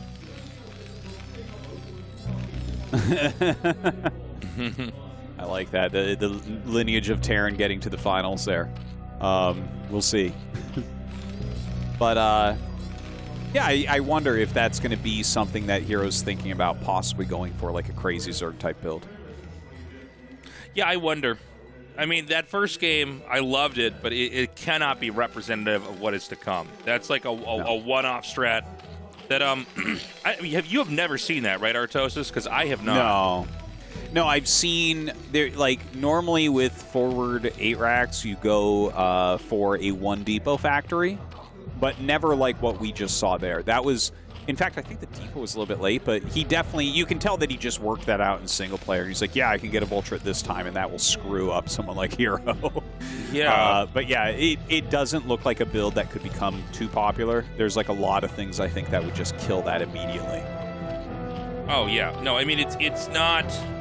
It's definitely something it's like an ace up your sleeve, right? Allows them to take a game, but, you know, this is why we have best of 3s as you get further along in tournaments, and ultimately best of 5s, right? Is that, you know, we don't want you to just do that in one game and be like, well, I guess you're better, and you just move on. Yeah. Great tournament build, though. Like, you got to hand it to him. To bring something like that out and win, you've got such a mental advantage at that point, I think. By the way, this is another overpool build. We'll see if he goes 3 hatch immediately or not. But this is a wall from Royal, so I mean he's in pretty good shape. He can just expand right away. There's no way he can take damage. He won't need a bunker or anything like that. A little cross spawn scout from Hero, so he sees that immediately, and he'll want to not make many lings here. Okay. So the command center now going down here. This is annoying. I think this says if he can get killed. Oh, okay. He's going to get away. Just in the nick of time there. A drone can out micro. Oh! That's surprising. Yeah. That's frustrating for Hero, man. You're not supposed to ever lose that drone. Yeah, it looked like maybe he was trying to get up close to just peek and see if there was a command center. And yeah, and I think what happened is he misclicked, and it jerked back. I'm sorry, I keep almost running over you here. He did not actually see, and that's not a command center, it's a barracks. So there's 2 barracks being made over here. Oh my God. Yeah. So this is another you're right. cheese. So this is one of the funny things is like, you could see the SCV maybe gliding around, but you couldn't see the barracks, right? So he did not see the CC, so he may be suspicious, but, you know, one thing is that you can click on the building that's making and it'll say barracks, right? But if you can't click on that and see that, it's like every time I check and there's a Terran that's fast expanding off of a gas build, I always have to run my Dragoon in, and then I see the command center making it, and I run back out, only losing shields, but I click on the building. Because like 1 out of like 200 games, it'll say barracks, and I go, oh, you're actually cheesing me. You know what I mean? Yeah. This is actually a really good point. And if you recall, Last actually had a cheese that he built a barracks at his natural, then canceled it when Lings came, which it was like this really weird deep fake. And I think that we mentioned back then is you can watch because all the pros stream, and you can find out who clicks on the buildings and who doesn't. Because sometimes people just glance and sometimes people click. So like if you watch Hero's stream and all day he doesn't click on the building, you can do that. Okay, now he might have seen the blip of the medic. I don't think he did, though. It looked like he didn't. Well, we'll know in a second here because there's going to be Sunkens or there's not going to be Sunkens. Dude, I think that basically we've just seen Royal do the best strategic tournament builds to take out a Zerg. Hero is not even going to get to do what he wants to do. Oh, he's not going to be able to do anything, in fact. It's just over. That's it. Yeah, this game Micro is Submarine done. back, there's no way to win. And Royal just advances that in is complete sick. ease. Wow, Tilted Hero taps out GG Royal. Big Galaxy Brain plays here. All right, dude, I got to say, man, I'm really impressed. That was a lot of fun. Yeah, no, his planning was immaculate. I feel sad and cheated that I didn't get to like really learn anything other than some cheese builds, but well done from Royal. He's going to advance to that round of 8 and give us 3 Terrans up there, which is fantastic. But can he continue to play like that? And how long will Hero's hair stay like this? He still looks like a happy cockatiel right now. Hopefully they're going to fix that on the break. I would chalk that up to that curl on his hair for sure. That's what caused it. Oh, not even trying to take a drink, cap on the water bottle. You can Hero tell in with that little curl, Tasteless, is just big enough for a vulture to run through, and that's just, there's no block. We might see one vulture grenade snipe that little curl off the top of his head. Guys, we're going to go to an interview now with Royal and see how he's feeling. He got the second to last place available in the round of 8, leaving us with 3 more players here in round ASL 16. 시즌 14 16강 기조 경기 함께하고 계십니다. 본인의 올라온 기세를 보여주듯 완벽한 경기로 8강에 오른 선수죠. 테란 김지성 선수 만나보겠습니다. 축하드립니다. 감사합니다. 와, 2시즌 만에 다시 한번 8강으로 올라가는 김지성 선수입니다. 네네. 사실 쉽지 않은 상대들이 포진되어 있는 D조에서 이렇게 빠르게 8강에 올라갈 거라고 좀 예상을 하셨나요? 좀 자만하는 것처럼 보일 수 있는데 저는 사실 오늘 떨어질 생각이 없었어요. 와, 조일장 선수의 승자전 2대0으로 정말 빠르게 경기를 끝냈어요. 2번의 경기 모두 빌드로 일단 이기는 빌드를 쓰고 들어가셨거든요. 네네. 첫 번째 경기는 전진 배럭이었고 두 번째 경기는 앞마당에 배럭을 지으셨어요. 네네. 첫 번째 빌드는 팩토리였죠. 전진 팩토리였죠. 이 두 개의 빌드를 어떻게 좀 깎게 되셨는지가 궁금해요. 이거는 사실 오늘 준비한 건 아닌데 그냥 뭔가 첫 경기에서 성대형이 이제 제 8배럭을 의식하는 걸 봐가지고 제가 이제 8배럭을 뭐 안 할 거라고 생각을 할 것 같아서 했는데 다 오늘 즉흥적으로 했는데 다행히 잘 통한 것 같아요. 이렇게 상대의 허를 찌르는 재기발랄한 빌드를 또 보여주셨다면 김성대 선수와의 경기에서는 김지성 선수 기본기 역시 정말 탄탄하다라는 걸 좀 보여주신 것 같은데 네네. 정찰이 정말 좋았거든요. 사실 다 그것도 심리전의 일종이었는데 성대형이 오버풀하고 스타팅 3회 8컷까지 솔직히 다 어느 정도 머릿속에 있었어가지고 그냥 제 생각대로 다 됐던 것 같아요. 그 어느 때보다 자신감이 넘칠 만한 김지성 선수의 여유 있는 경기 운영이 아니었나 싶습니다. 자, 오늘 경기까지 포함한다면 아마 김지성 선수는 ASL 내에서 저그전 승률이 80%가 넘을 것 같거든요. 네네, 저도 한 70% 정도 되는 거 오늘 저는 알고 있었는데 그래도 오늘 저그전을 하고 싶었거든요. 네. 그래서 그게 경기력으로 잘 나왔던 것 같아요. 김지성 선수가 D조에서 1위로 진출하셨기 때문에 8강 다전제에서 만날 수 있는 상대들이 네네. 또 저그가 2명의 저그가 포진되어 있습니다. 아, 네네, 알고 있습니다. 자, 이영환 선수, 김민철 선수가 있고요. 네네. 그리고 유영진 선수. 네. 동족전 아니면 저그전을 아무래도 만날 가능성이 좀 높아 보이는데 그거 역시 김지성 선수에게 조금 유리하게 흘러가고 있지 않나라는 생각이 드는데 본인은 어떠세요? 네, 저도 안 그래도 이번에 2위로 올라가면은 이제 상대 쪽 A조, B조, C조 1위들이 너무 세더라고요. 제가 네. 만나기 다 싫어하는 상대들이었는데 네. 그래서 오늘 꼭 1등으로 올라가겠다고 생각했는데 거기서 이제 형님이 제 대진만 잘 뽑아주시면은 어떤 선수를 만나고 싶으신가요? 이영환 선수. 이영환 선수를 만나고 싶으시다. 과연 김지성 선수의 바람대로 대진이 만들어질지 좀 기대가 됩니다. 하지만 그 어떤 상대를 만나도 지금 김지성 선수의 기세라면 지금의 자신감이라면 사실 다전제 김지성 선수 강한 모습을 보여줄 수 있을 것 같거든요. 아마 팬분들도 저와 같은 생각을 가지고 계실 것 같습니다. 멋진 경기 보여주실 거라는 각오를 좀 들려주실까요? 네, 뭐 사실 영환이 형 제일 만나고 싶지만 솔직히 뭐 영진이 형, 민철이 형 만나도 자신은 있고요. 그리고 오늘 오랜만에 이렇게 관중이 좀 있는데도 경기하다 보니까 조금 떨리긴 했거든요. 근데 그만큼 뭔가 요새 이런 데서 게임하는 게 너무 뭔가 재밌더라고요. 그래서 이게 좀 즐기게 되다 보니까 성적도 잘 나오는 것 같은데 네, 8강 때도 꼭 이런 좋은 모습 보여드리도록 하겠습니다. 자, 과연 김지성 선수가 이번 시즌 본인의 커리어 하이를 달성할 수 있을지 기대하도록 하겠습니다. 8강 진출 축하드립니다. 감사합니다. 자, 이렇게 D조에서 가장 먼저 8강에 오른 김지성 선수와 함께했습니다. 계속해서 이벤트까지 확인해 보시죠. 자, ASL 공식 방송국에서 진행되고 있는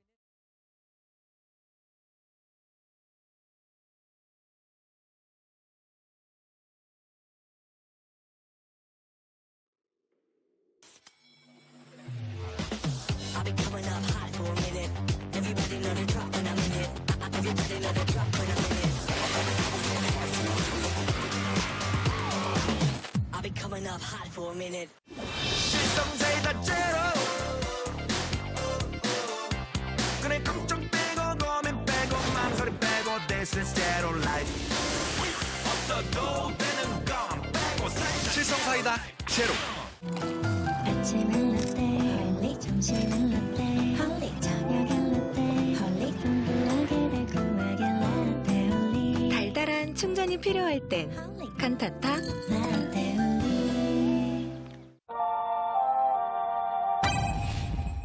상큼함 맥스, 칼로리 X, 맛있는 탐스 제로. 요즘 제일 탐나는 제로, 탐스 제로. 같이 떠나볼래?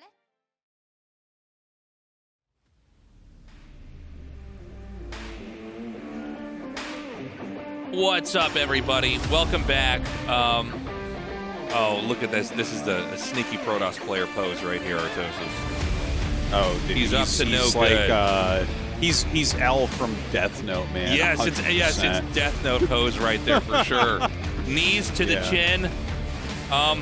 We were just talking about this on break, but it's like, by the way, this group has been insane so far. But you know, like the builds Mini will pick sometimes just blow Artosis and me away.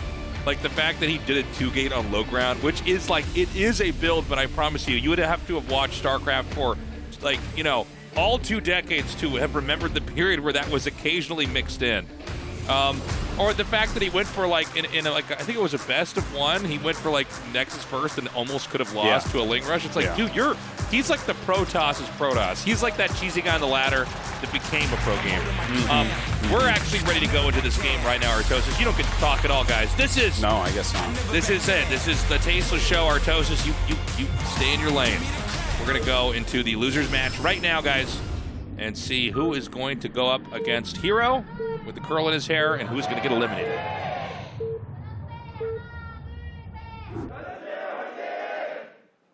All right, so in the bottom left here, we have Action. Notice no curl in his hair. Definitely could win this. And Mini in the bottom right. Okay, so, Tastosis, I'm going to explain Mini to you right now. Right? Yes, like please. You know, you're talking about like how does he choose these builds? Like he does the Nexus first against a Ling Rush, and Barely Holtz could have been eliminated in the last round. He, you know, he does that low ground 2 gate and loses his best of 1 against Hero. Last season, he chooses the best Terran in the world when he can choose anybody, being the defending champion. You know, and there's countless insane builds and choices that he makes all the time with huge risks, despite being one of the best Protoss in the world. And I figured it out, Tasteless. Here's the thing. Now, if you look at the ladder, just people that play StarCraft in general, there are so many Protosses that are absolutely insane and have no rhyme or reason for what they choose to do. They just take massive risks all the time. And the thing is, when you have that many players doing that, statistically, you are going to create a Protoss Rat King. And the Protoss Rat King in this case is simply Mini. Like, there was so many Protosses that only take risks. One of them had to end up being the best at that, and that player had to statistically be a pro gamer. And here we have Mini. But isn't a Rat King where like a bunch of rats get their tails tangled together and then they all die? It becomes this nightmare ball. Exactly, Tasteless. That is exactly what has happened here. All the cheese builds put together. That's all those different rats, their tails stuck together. That's, you finally understand. That. Yes. Well, this game isn't going to be close to normal because it can't be with the map like this.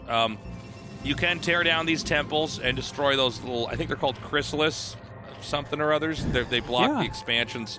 But this is like among our most out there map. Now, not surprisingly, Mini is going to go for, you know, quick tech here. I assume Corsair, and then maybe into Reaver or maybe into a ground army. What? It's going to be a scout, okay? You think so? I told you last time we saw this that it should have been a scout, but then it was pretty obvious that the Protoss player hadn't practiced the map at all. But like with Mini, you watch. We're going to see a scout from this guy. I'm excited about it. Yeah, this is going to be a fun one because I feel like a player like Mini definitely can take his weird, zany ideas and do something pretty cool. By the way, I already like what Action's doing. Just immediately hatches at both of the other expansions. And Zealot comes up immediately here to help out with those Chrysalis. That's kind of cool to see. And there is that Stargate. So, you know, it's funny. I remember Neo Arkanoid when this was a map in, like, Pro League and everything. And I remember watching Protosses sometimes just make a Nexus next to the Chrysalis. And just being like, screw it, man. I just want that economy. But you see Mini here has decided, you know what? Let's get that tech out. Let's utilize the Zealot to actually kill these with some speed. And then get the Nexus going. No, I think this is much better. It actually hurts my brain when I see the Nexus put, like, not in the optimal spot. Like, it pains me. It's understandable because for the other two races, it doesn't matter so much. With Zerg, you just build another hatch, and it's fine. With Terran, you can just lift off and land it when it's ready. But with Protoss, it's just like, wow, that's ugly and will always be ugly. Yeah, yeah. And I guess you can make another Nexus there, and then I guess you can make more probes if that's your cup of tea.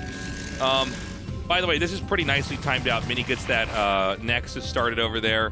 Zerg is going to have access to three places to mine from a little bit more quickly here. I do wonder if Zerg would just get ahead doing this. You know what I'm saying? Yeah, I think so. Like, I think he's going to be in 5-hatch play really quickly with a lot of drones, whereas Mini made this huge mistake of making a Corsair instead of a Scout to harass with. So it's too bad because he's going to get like an Overlord, but there's already an Evolution Chamber on the way. And as he gets up here and sees that, we'll see if he's going to make that Scout Sanctitation. He should be able to just barely kill this Overlord before the Spore can finish. And, you know, one thing to remember about if they only get a Spore, excuse me, sorry, you can get into a position later on where you have so many Corsairs you just suicide in there to kill the Overlords. I'm not saying that's what's going to happen, but it's definitely something to take note of is, like, Spores don't have to be respected. You can pull away the weak Corsair and do all sorts of stuff like that. So let's watch for that. Robo Facility is coming here as well, so it's going to be a Corsair Reaver opening. He is going to get another Overlord here. There's one more hit, and he knows that there's another Overlord somewhere on the map right now. That's why he's having the movement pattern that he does have here with the Corsairs combing these corners. Wow, double Robo. Double Robo?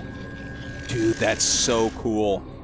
Well, I guess if you see the Spore, you know that it's going to be like a slow climb up to that layer, right? So the double Robo can do very, very well against something like Hydra Ling. Okay, he's just barely missed this Overlord. Is this Overlord going to be able to kind of hide in plain sight? Ooh, I think the second Corsair is actually going to find it, Tastosis. Okay. Just barely. That's some really good sweeping from Mini. Like, yeah. he really covered the map very well there. Very thorough there. And notice that he did stop making Corsairs, so he's not really leaning on that. Until he sees a layer and a Spire, he's basically going to play a much tighter speed shuttle Reaver game here. But look, man, Zerg's on 3 bases now. Very healthy economy here. This is not going to be easy for Mini for sure. He's really going to have to put that pressure on against so many hatcheries. He does have a shuttle coming over. It might have like 3 Zealots. I'm not entirely sure. Definitely not a Reaver yet. But he is going to fly right over, and there's not many ground units. There's like 4 Lings and a Hydra out so far, I think. Yeah, oh, 4 Zealots, nicely done. And I'm kind of surprised he's not going to go for those drones at all. Looks like he wants to maybe just try to take a fight, maybe even try to kill off the Spore here. Just another idea. Give him some good scouting intel as well. It gets on top of the Hydra Ling, at least for a moment. Action right now, just kind of microing back, utilizing some of his drones as well. Very annoying for him, right? Like, I don't think he expected 4 Zealots in his base at this point. Yeah, and excuse me, I don't know why I'm so congested today. I mean, keep in mind that there is a Reaver that's going to be part of the follow-up here. So, like, this is pretty scary, right? I mean, if you've thinned out the Zerg units already to a decent amount, then it's going to be even worse. Okay, here we go. 2 Reavers are out in Tastosis. Oh, man. Like, this is not a fighting composition here for the Zerg. And look at this. He's going to try to combo the Scarab damage onto the hatchery. He could end up taking out this position. I love what Mini's doing here.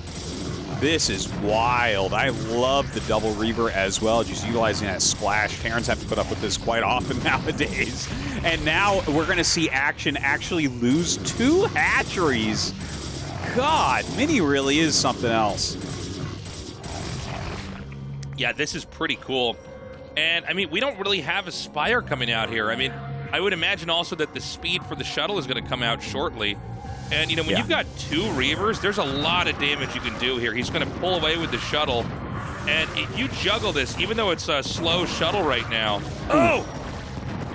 Yeah, a little mistake there, unfortunately. But still getting his money worth with these Reavers easily. And, in fact, going to just have this one left alive. Oh, my God. Yeah, the drones come up and do get that assassination. Meantime, a Zealot in the main base, 6 kills on him. Going after these drones. Everything going wrong for Action. Yeah, and now with shuttle speed done, the abuse can be even worse here because, you know, you could micro this away very easily. It's going to be a Reaver and a Zealot here. Good pickups. And again, you know, they're picking up immediately. So strong. Like, look at this. He is killing so much and just goes over that high ground. Once again, the Corsair is making it so you can't have an Overlord sitting there watching for where this is going to come in. Just so beautifully executed by Mini. Yeah, he really knows what he's doing. And again, there's going to be more shuttles and more Reavers to come, and you just need to get that critical amount. Now, there is a Spire in the back being made. That's going to be an important moment here. But, you know, the mutas are not going to be out before their real threat of Reavers is going to come in here. More and more being added in. Not sure if there's anything else in those shuttles right now. Another Zealot and Reaver joining in. The Hydra's coming up and trying to stay split, but a beautiful Scarab shot right there. Kills 3. A Reaver gets picked off, but Mini continues to pile on the pressure here. Oh my God, great Scarab there. Takes out that other Hydralisk. And again, he just needs to get to the point where he has something, you know, no more Hydras and he can just target the drones. And I see the last Hydra just now biting the dust. The Corsair, oh my God. He's going to kill off these Overlords. He's supply block. Keep in mind, there were supposed to be mutas coming out. They probably can't be made unless they started before they got there. The drones are going to fall here as well. Okay, so this is the best kill I think I've ever seen. Oh, Like, this was like relentless. It was so well timed. You can tell that, like, we hear that Mini likes to practice mostly for ASL in single player, and you can really tell here, right? Like, he had the double Reaver come out immediately after a forward solid drop. Wow. GG. It was never ending, and he controlled all the pieces of the map perfectly. That was ridiculous. Action, it didn't feel like had a chance. Basically identifying that mutas aren't going to be coming in the early game, so he stops making Corsairs, still controls the map very well, goes right into a Zealot drop, and then just starts to heap on pressure with those Reavers, man. Very impressive showing from Mini. Action in some hot water here now. If he loses one more game in this best of 3, he's out. But, of course, that map is out of the rotation here, and we're going to be back onto maps that are basically more ordinary. Yeah, I gotta say, if I'm a Zerg player, I'm looking at that and saying, I am never letting Arkanoid through against Mini. Oh, yeah. You know, that was just scary. It was so well done. Now we're going to go into Odyssey, which is a little bit different with that back natural. We'll see what Mini has planned for us there.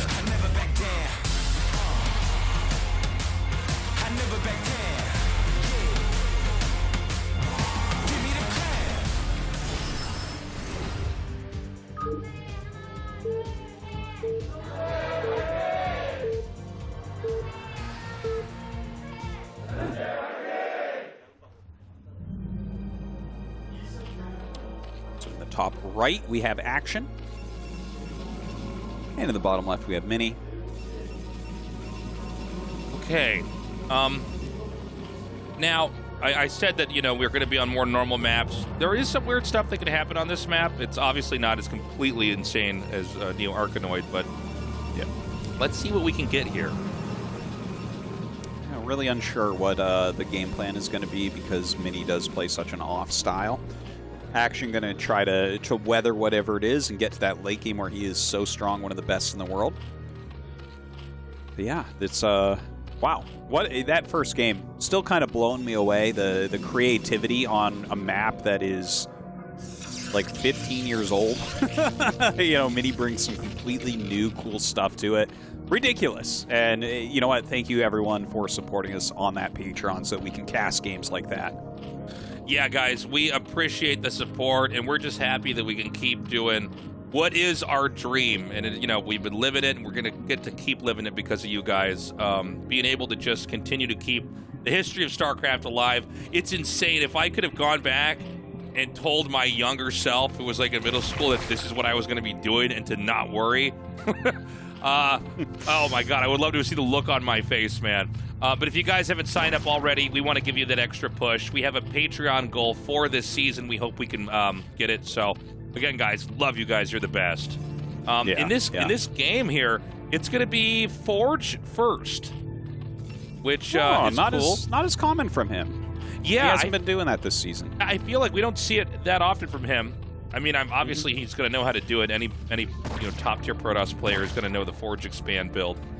But this should be a fairly passive Forge Expand here because, you know, it's not hatch first. There's no opportunity to cannon rush. Although when you look at this map, there's a lot of great places to put cannons. It's undeniable. And by the way, I love that hatch block with the pylon. There's really nowhere else that's comfortable to expand to. Yeah, that is very, very nice. And I love as well that Action microed that probe down and just did that moving shot over and over and over. That's like... It puts a little bit of a smile on my face because Mini is he is the biggest abuser of moving shot on a worker. Like, it's insane what he can get done with a probe. So to see that paid back in kind, Action, revenging all the poor Terran players who've lost SCVs to Mini. Look at these cannons just barely going to finish in time. And, I mean, from here, it's going to be a slow one. Nexus is coming down. The Zerg did get the pull out fast enough that you have to get those 2 cannons immediately, but yeah, I mean the scouting probe is going to spot where the hatchery is, so you know it's at least 3 hatch play. Now, you know, I don't want to. Well, let's just say it. There might be a den thrown down here. This is always a possibility. It never fails to amaze me how often Hydra busts happen in ASL. Yeah. Like, I play, you know, I stream myself playing all the time, and I feel like I don't encounter anywhere near as many Hydra busts. And they're common, by the way, online, but like compared to the amount that we have at ASL, it just seems like it's such a solid tournament build. And if you're not certain at all about, you know, how things would go in a later game, might as well go for it. And there we go. It's going to come in this game too. Okay.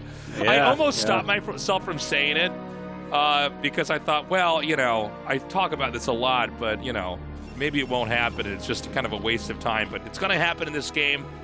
I wondered if it might happen too because of that hatchery at the bottom right. It's like a little bit of a closer travel distance, I think. Yeah, I felt like that's why you were saying it, actually. That was in the back of my head.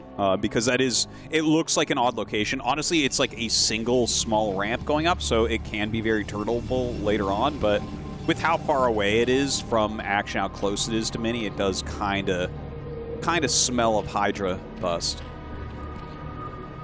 Has the fate scent tasteless of 3-hatch Hydra. Mm-hmm. We'll see how ready for this Mini is going to be. He is going to send the one Zealot out.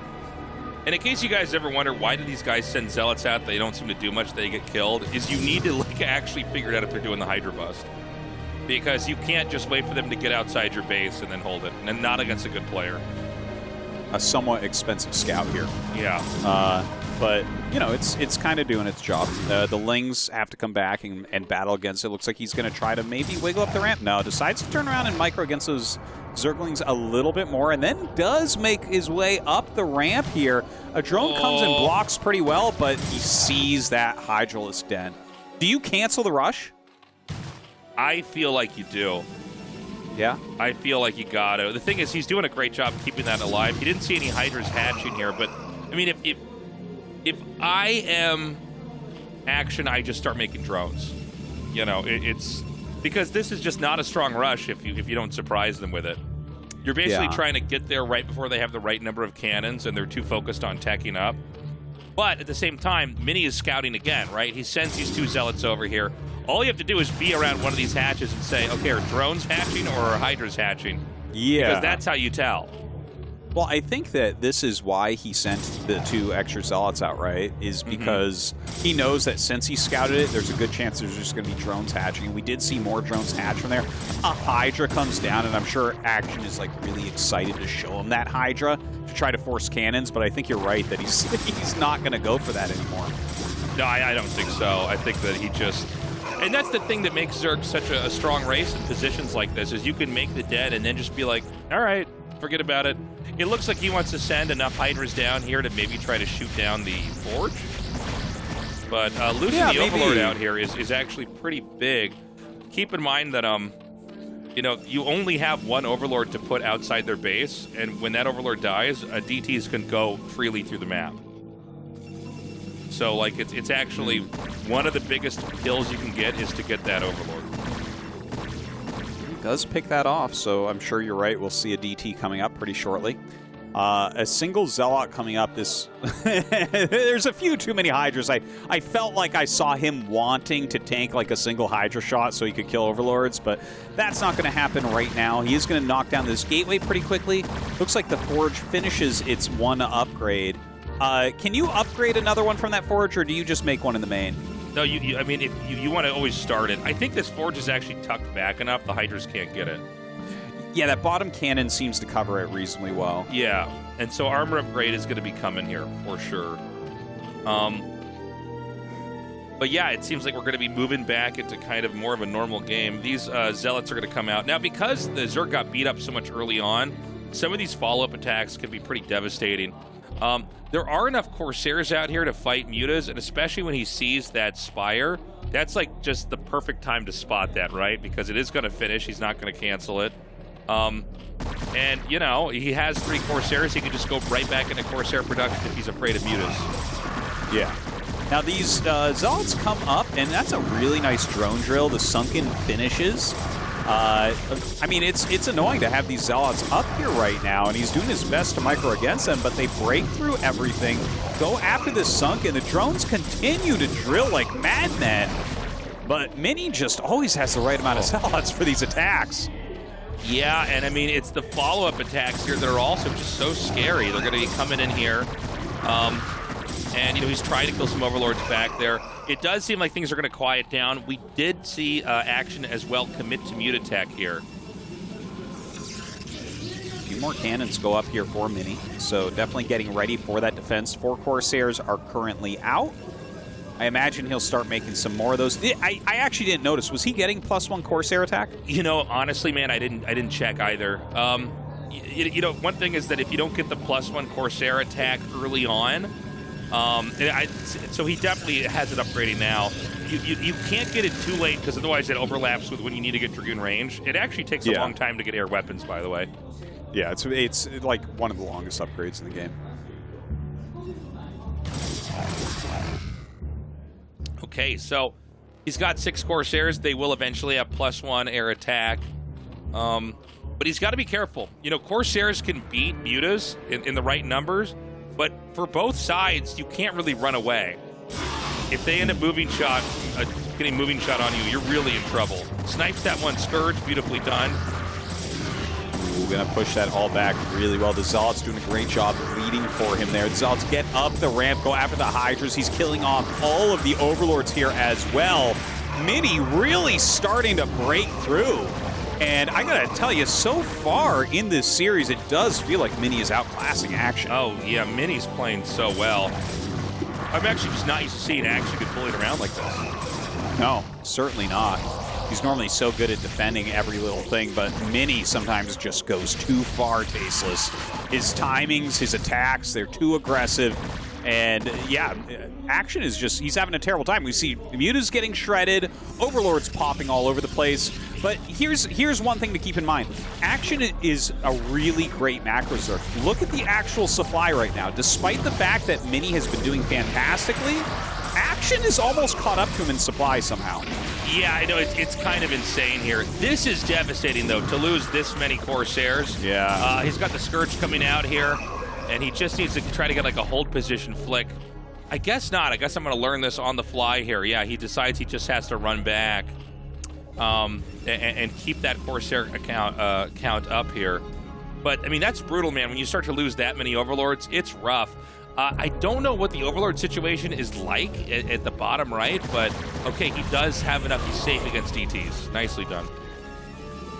Now, Mini hasn't really hit his stride as far as macroing out of his gateways. Is he going to be able to field a large enough army here that it's not such a big deal that Action has been macroing so well the entire game? I think he's been macroing fine. He's just trading his Zealots in. I mean, but he's definitely, I think he's probably not even missed a beat, to be honest. We are going to need to see some Templars and Zealots, and then after that, the Dragoons fill that in.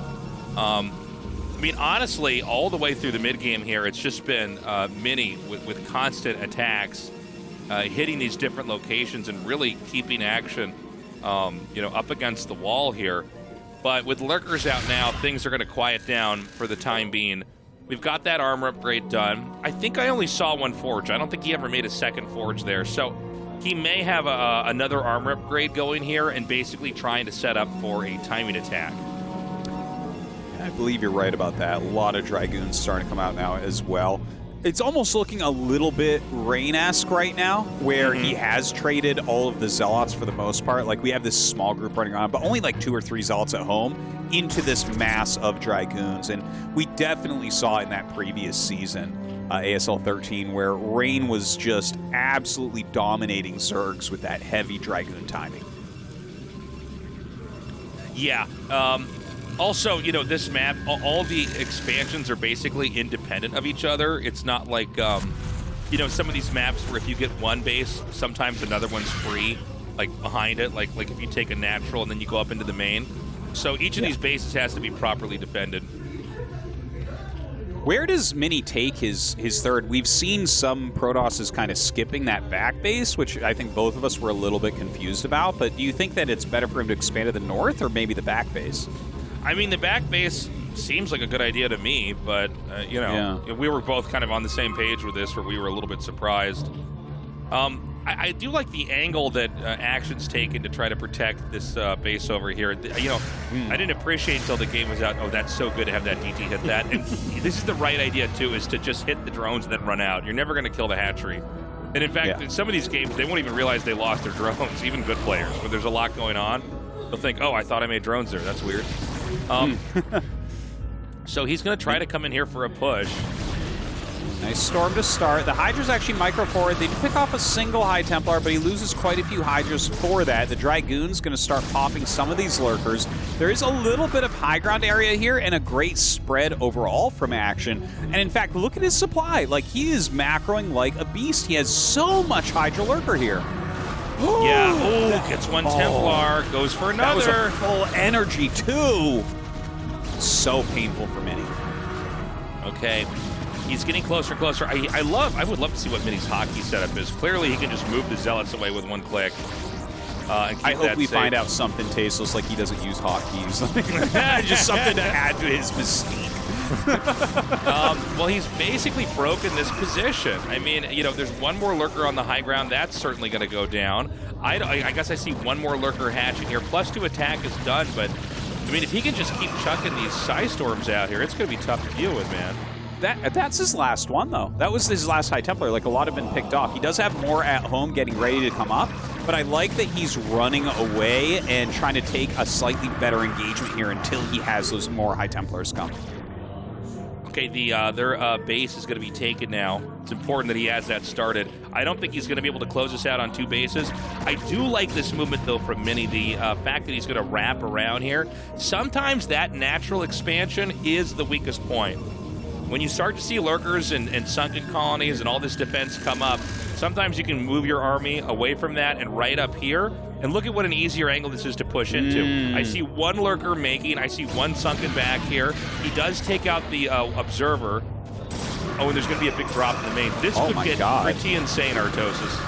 Yeah, it might get a little bit base tradey, but right now the main army of Mini is doing a fantastic job. 2 very strong Psystorms go forward. A little group of Zealots doing a counterattack on that 3rd base. Another ridiculous Psystorm. I think Mini's going to just break the natural. Well, the main is going to be in trouble here. Now, there's not a ton of Hydras there. No, if he could just get a Storm off on the natural, maybe he wants to save it. But yeah, I mean, if you could just get enough out of these gateways, you can kind of fight back. I think he wants to try to lurker drop over here. And yeah, this is just barely not going to work. I think Mini's going to win this game. It looks that way right now, but the Hydras are still in his main base, right? So what you see is maybe what you get for Mini for a little bit. It's just, can these bottom hatcheries give... Oh, no, I guess there are enough Zealots to clean out the rest of this drop. I thought he was actually doing a little bit better there in the main. So yeah, I think you're right. I think Action's pretty dead. Yeah, I think if he had more in that drop, it might be more difficult. But the reality is also like, okay, GG. Yeah, the truth is you're going to lose your spawning pool, your spire, your den, and your lair. Like, you're going to have to remake that off these marooned bases. I don't think so, man. So Mini does it, dude.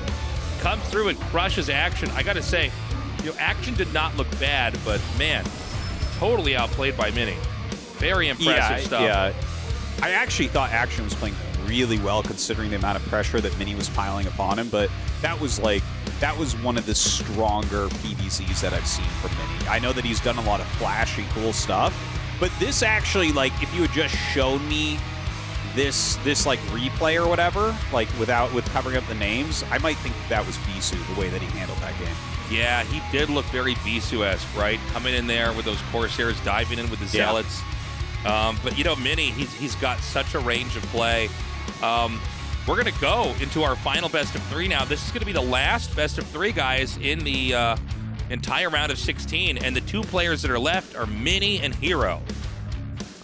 All right, an excellent Protoss versus Zerg to seal this one off. And don't forget, we will have that round of 8 draw as well after that. So we're going to be able to see what the round of 8 matchups are. And I got to tell you, right now as much as I love Hero as a Zerg player, I am hoping that Mini can make it through. He's such an exciting player to watch. Yeah, I'm rooting for Mini here. What a crazy builds, man. This guy, the real innovator of Protoss here, you know, in the modern era of StarCraft now. Guys, we're going to go to that break, but when we come back, a PvZ delight, Hero versus Mini. You don't want to miss it. We will be right back.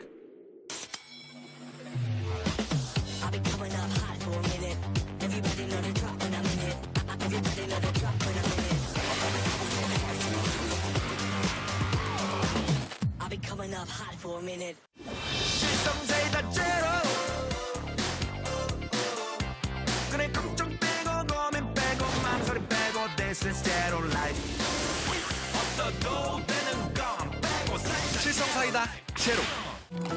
아침은 라떼, 홀릭 점심은 라떼, 홀릭 저녁엔 라떼, 홀릭 둥글하게 달콤하게 라떼 홀릭. 달달한 충전이 필요할 땐 칸타타 라떼 홀릭.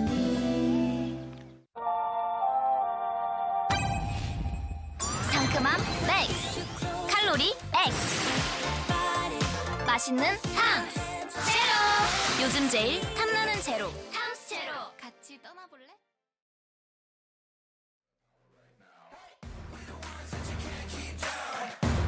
Welcome back, everybody. It's time to go into this this best of three that I'm really excited to have. I mean, Mini clearly a strong player in the matchup. All of his games, by the way, totally different. Yeah, and you know we're gonna have at least two more, hopefully three more between these guys. Hero, you know, he did what I think makes him so scary. He's just very comfortable with army movement on the map. Like the counterattack with the Mutaling, you don't see a lot of games like that. And that was like really Hero having a deep understanding, like, yeah, this is going to make the game a lot more complicated for both of us, but if I can just get you down to one Nexus, I can probably steer this to a victory, and he did it. But it's kind of hard to recreate a game like that, so I don't know what the rest of these games are going to look like. But most of all, I just want to see what builds Mini's going to do, man. He's coming out here with all sorts of weird stuff, and we're going to the map Neo Sylphid that allows for a lot of different Protoss openings versus Zerg. Dude, look at what I see. Set 3 Neo Arkanoid. Crazy if we get there, and I think there's a good chance with these two. I think you're right, Artosis. Guys, our best of three is ready. This is Hero versus Mini, fighting for the last spot in the round of 8. Let's do this.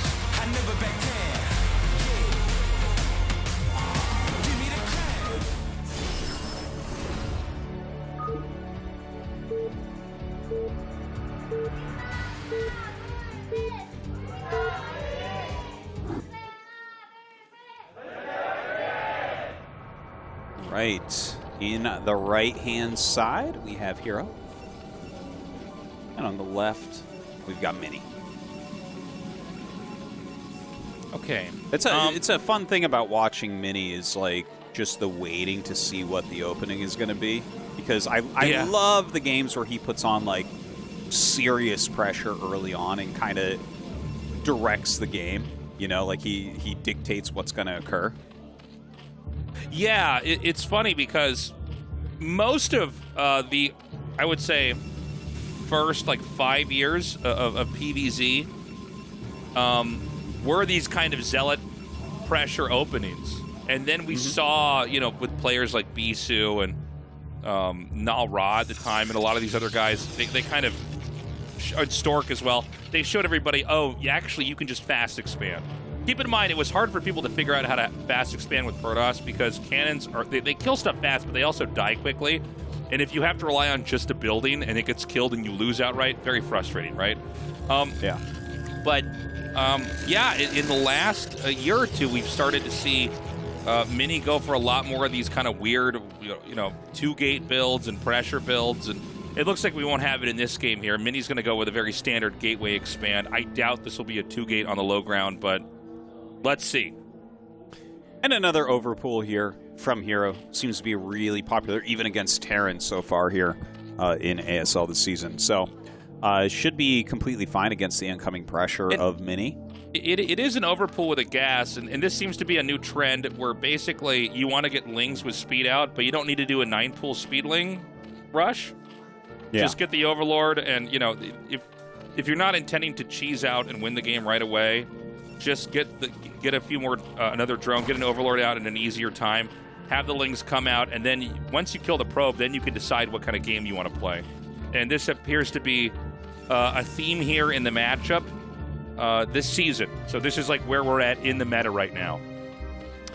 Yeah, I love that as well. I love these little switches, these little adjustments that we're seeing in ASL, where it's like you mentioned, you don't necessarily need a 9 pool, right? So like, okay, how do we make that a little bit more economic? Okay, overpool.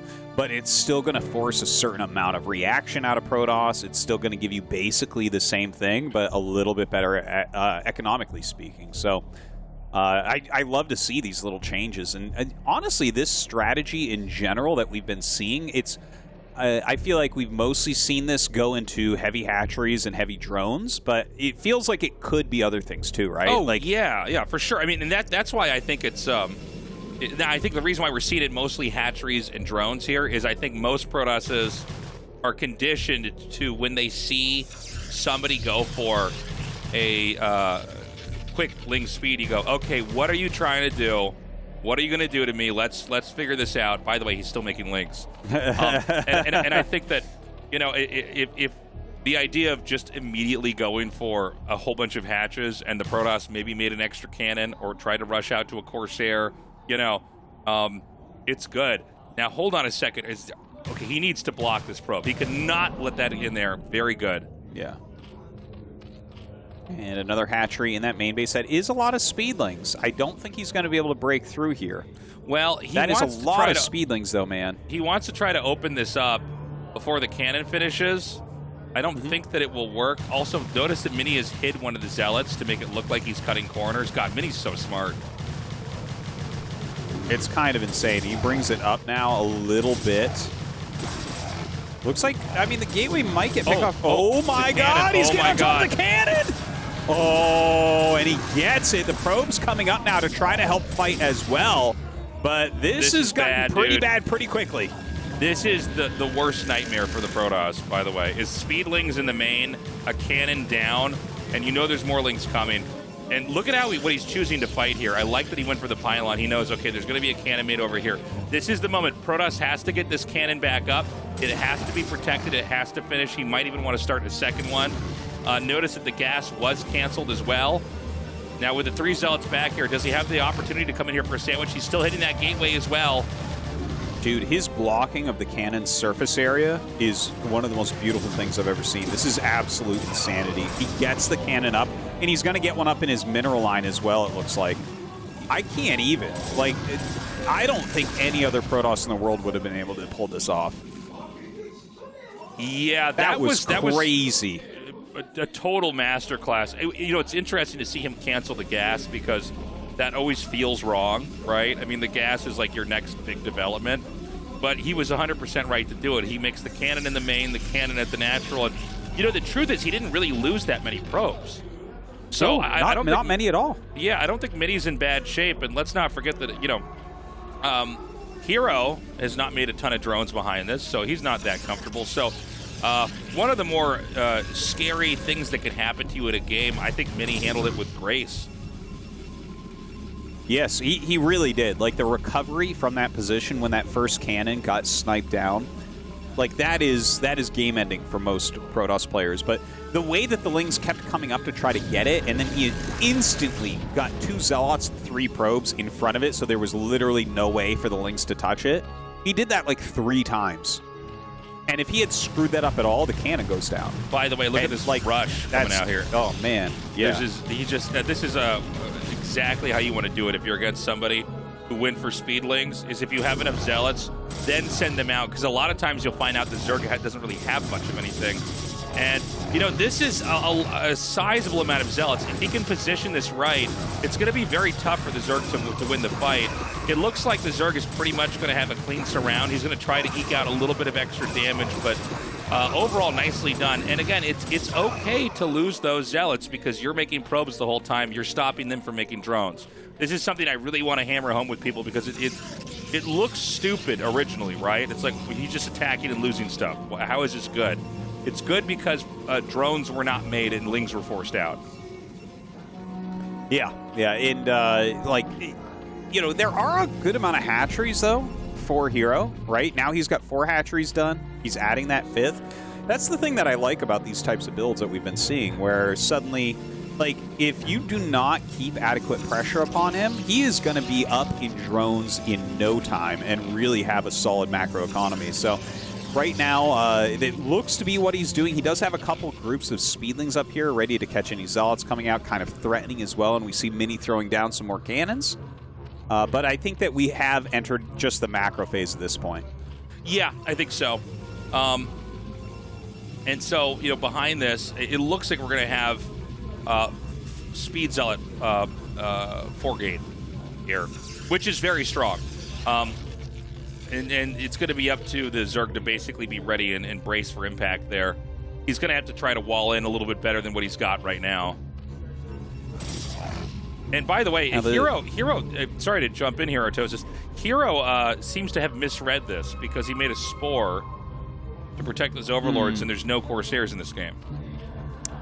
That is definitely correct. You know, I guess if you're not entirely sure, it's good to go for something like that, right?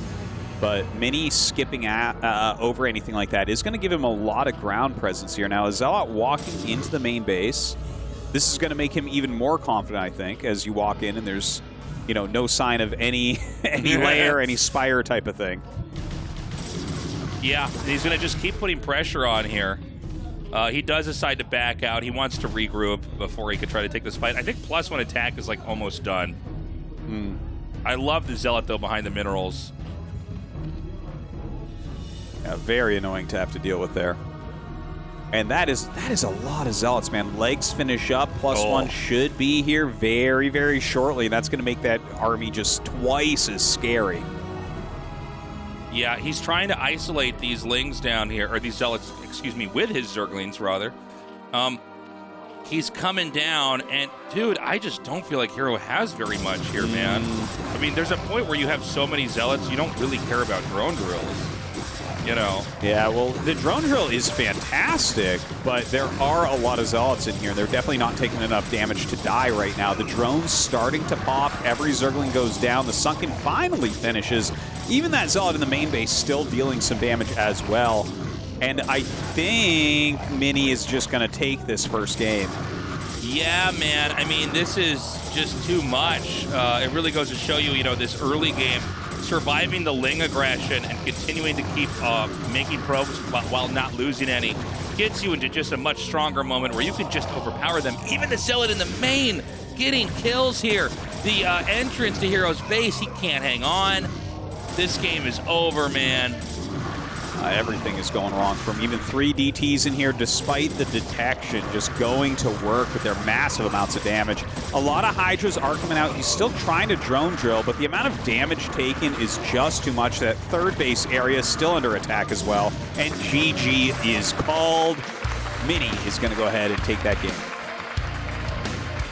Okay, Mini takes the first one. Can he take the second? Let's not forget that Neo Arkanoid is map 3, where Mini had some, you know, pretty masterful play. I feel like with a lot of the Neo Arkanoid games, it's sort of like, well, that was a weird one. But when he played it, he seemed to really have the prep and the understanding in there. So a real uphill fight here now for Hero, who I would say is not really playing poorly. Although, you know, that is a decision to make, man. When you do that Ling pressure at the entrance, you got to make it work. You are... it's, you know, it's a little bit of a gamble, man. It's a hard game to play if it fails. Yeah, and it was surprising that it failed as hard as it did, I think, but Mini's defense just way too strong. He got into some solid macros, just the amount of Zealots that came out after that was not something that Hero was prepared to deal with.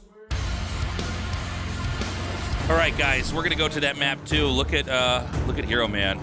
It's tense in here. Looking too happy. Yeah. I mean, it's oh man, these guys are just making for such great games. Nemesis is going to be map number 2 here, as Hero and Mini continues on. And I don't know why we haven't started this game yet. I'm ready to get into this, man. You think Mini can 2-0 Tastosis, or is Hero going to come back and tie this up? I think Hero's going to come back. He's playing well today. Yeah, I think you're probably right. All right, guys, game 2 is up. Let's do this again. These two fighting over that last spot in the round of 8 of the ASL.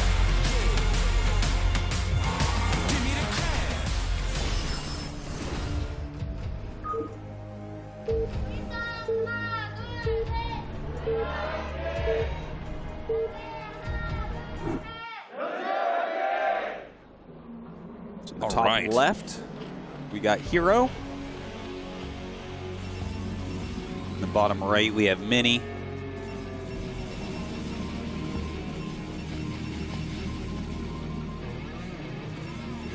okay, man. Oh, yeah. Yeah, I mean, I think that Mini is just looking, you know, it's funny because he has all these crazy builds, but he's just very clean with these kind of gate expand pressure styles. It did seem like a Hero, I don't, now there's a chance we might have missed this. Sometimes, you know, it helps to go back and look at the replay, but we can't do that in a cast like this. But I wonder if he saw Stargate and Mini canceled it or something. You don't ever see a Spore Colony in a game where you don't have, if there's no Corsairs. That's not a thing. Yeah. It would be much better to just make Hydras and defend that way. Yeah, I'm really unsure why that occurred. Like, it could have been something like that we missed. And, you know, Mini had to make a tough call, too. I mean, if you don't make the Corsair, then you haven't scouted them, right? Or it's harder to scout, and you're not that safe against Muta. But after that attack came in, it seems like Mini made the decision, okay, we're just going to go 4-gate pressure.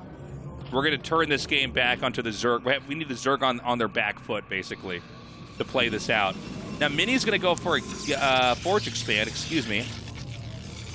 And it's got the double probe scout going on here as well, but it is an overpool from Hero, so no chance of anything like a cannon rush. Yeah, if you have the double probe scout, that basically means that you are hoping to incorporate a cannon rush if you can, you know, find an early hatch here. But it's not going to happen.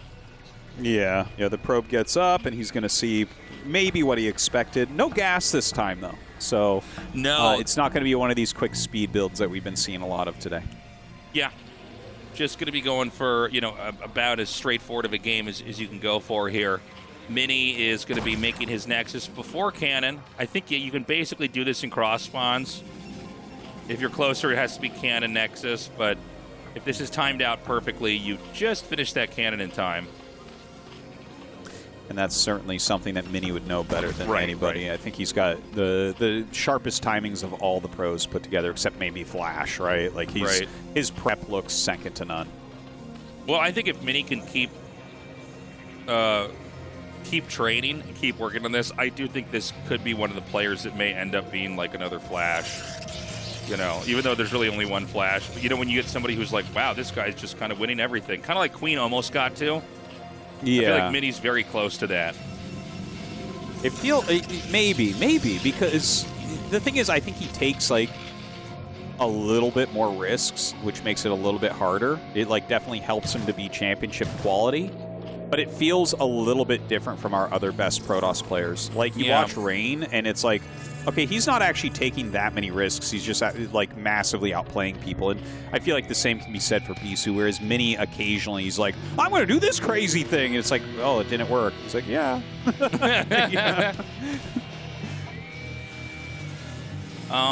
But, of course, the question here is, like, what kind of game from the Forge Expand is this going to be? You know, this is a very different map. There are these, you know, kind of odd ways you can traffic units through the 12-6, you know, 3-9 positions here. I don't know if that's going to have any kind of role in this game or not. Hero going to go for a layer now. Again, this is all very, very common.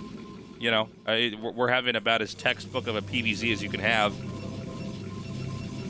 Yeah, nothing looks off. I think we should probably be seeing the Stargate finally here from Mini after that core is done as well. Of course, Hero taking that 12 o'clock base, it's going to be something that's a little bit tough to attack, especially if those assimilators get killed off by Hero.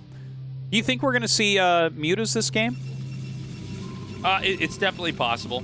I mean, I think in a game like this, what's going to happen is we're going to have the Scourge come out and scout, and then what we want to do is we want to look at what kind of mid-game the Zerg wants to play. Certainly going for mutas later on is totally acceptable because you could snipe Templars. Will it be early game muta?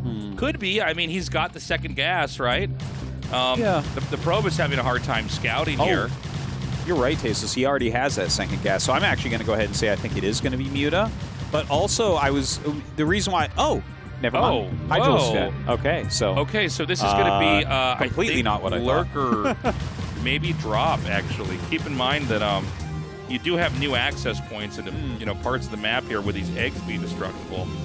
Now, I will tell you something. Lurker drop is low on the probability list of things that Zerg can do. And if it's identified or if it fails in what it's trying to do early on, the Zerg will oftentimes lose. So this is Hero basically not wanting to play like your standard game and instead trying to do something a little bit sneaky. And we're going to see what it is exactly. But it could just be like quick Overlord speed into with Hydra into Lurker. You know, that was a little bit popular for a while. So I'm kind of feeling it might just be that, like maybe set up a containment or something like that. Like, look, yeah, he's already got Hydralisk speed here. Yeah, and maybe it's not Lurker. Maybe I'm totally wrong. Sorry, guys. Like, it's kind of a... When I see, like, a layer and two gases like that, I think, okay, Lurker tech, but... Yeah. You know, you might be right. I think it will come up. Well, Overlord speed is, like, a totally acceptable thing to go for early on. These Zealots are going to come out here, and they're going to have to fight these Lings and Hydras here.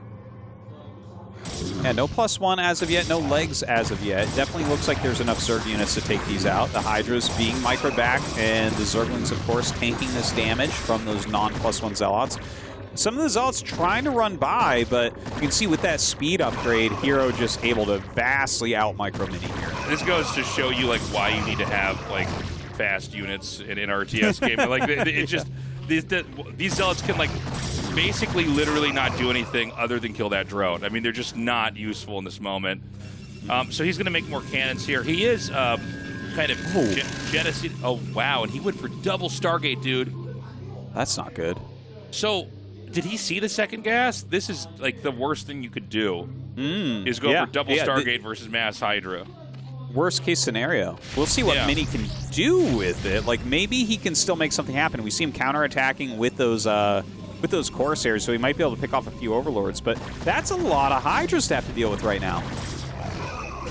Yeah, I think he's just going to die, man. Yeah. Just jumping on top of the cannons. Only one Zealot left over here. Okay, this was a bit anticlimactic. It looks like Mini was a bit too fancy here, didn't get a complete read on what was going on.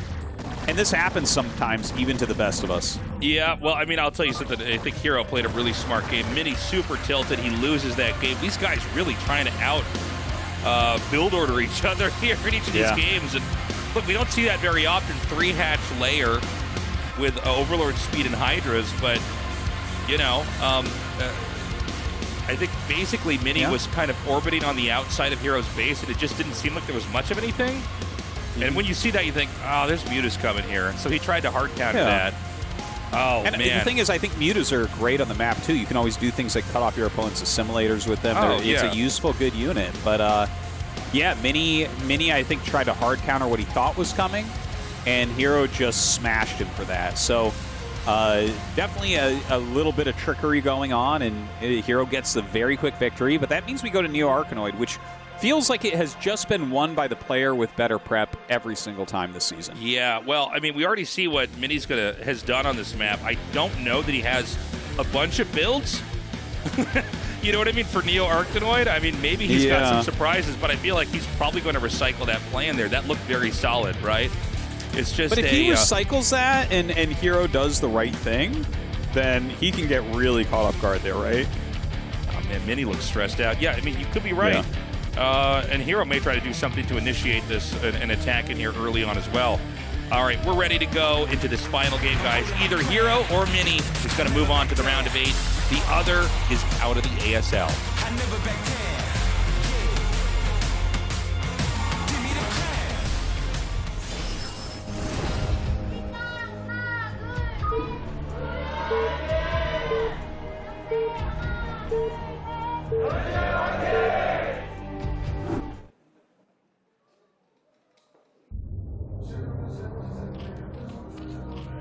So in the top left, we have Hero. Top right, we've got Mini. Okay, so, I mean, let's just see where this goes. Again, I feel like you look at Mini's play and you go, well, that's a great way to approach the map. And by the way, that's actually how PvZ a lot of times looked on these older pure island maps. It would be Stargate, and then Robo, and you know, this is a map where you can expand before you have to go to another island. So it's almost better for the Protoss, to be totally honest. Is you know, you confirm, is it Mutas or is it Hydras? Hydras, okay. Well, I want Reavers. Let's just go for that.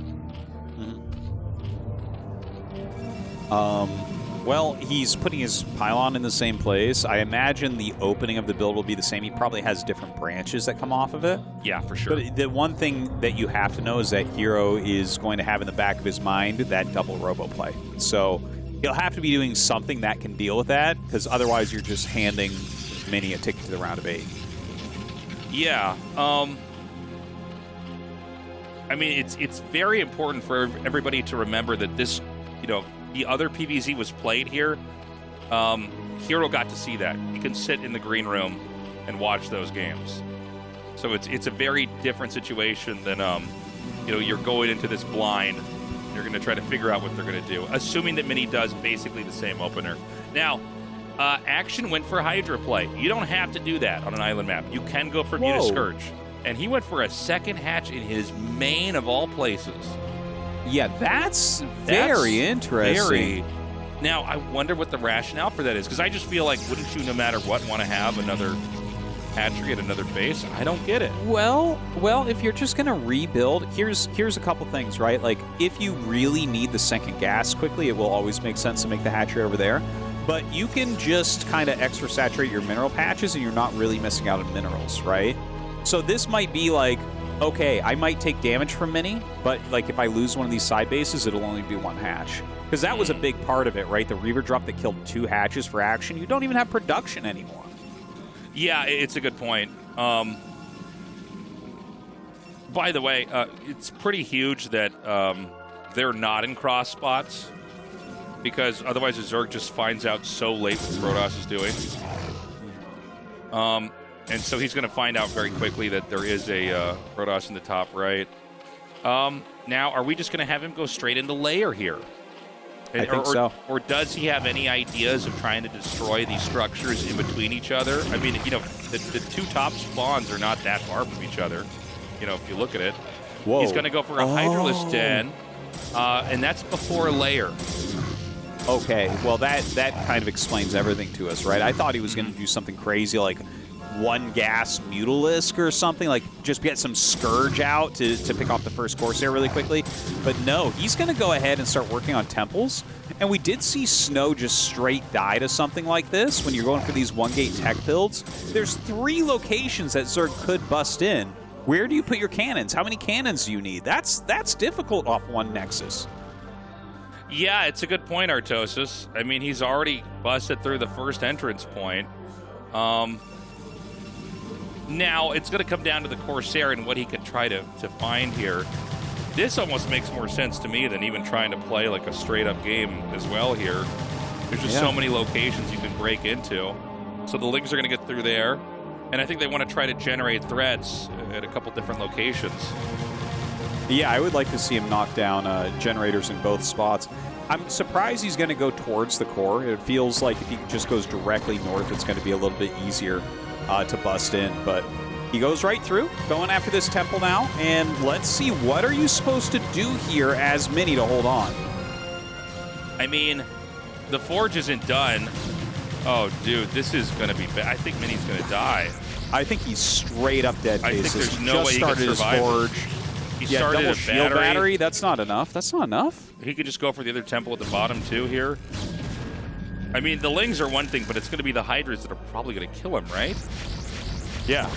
Yeah, and look, he's just going to go and knock down everything else now. Yeah. And, like, okay, there you're making your 3 cannons, but what do you do when your opponent just breaks in the other door? Right? That's, like, you have to make cannons next to your Nexus now, too? Yeah, I think so.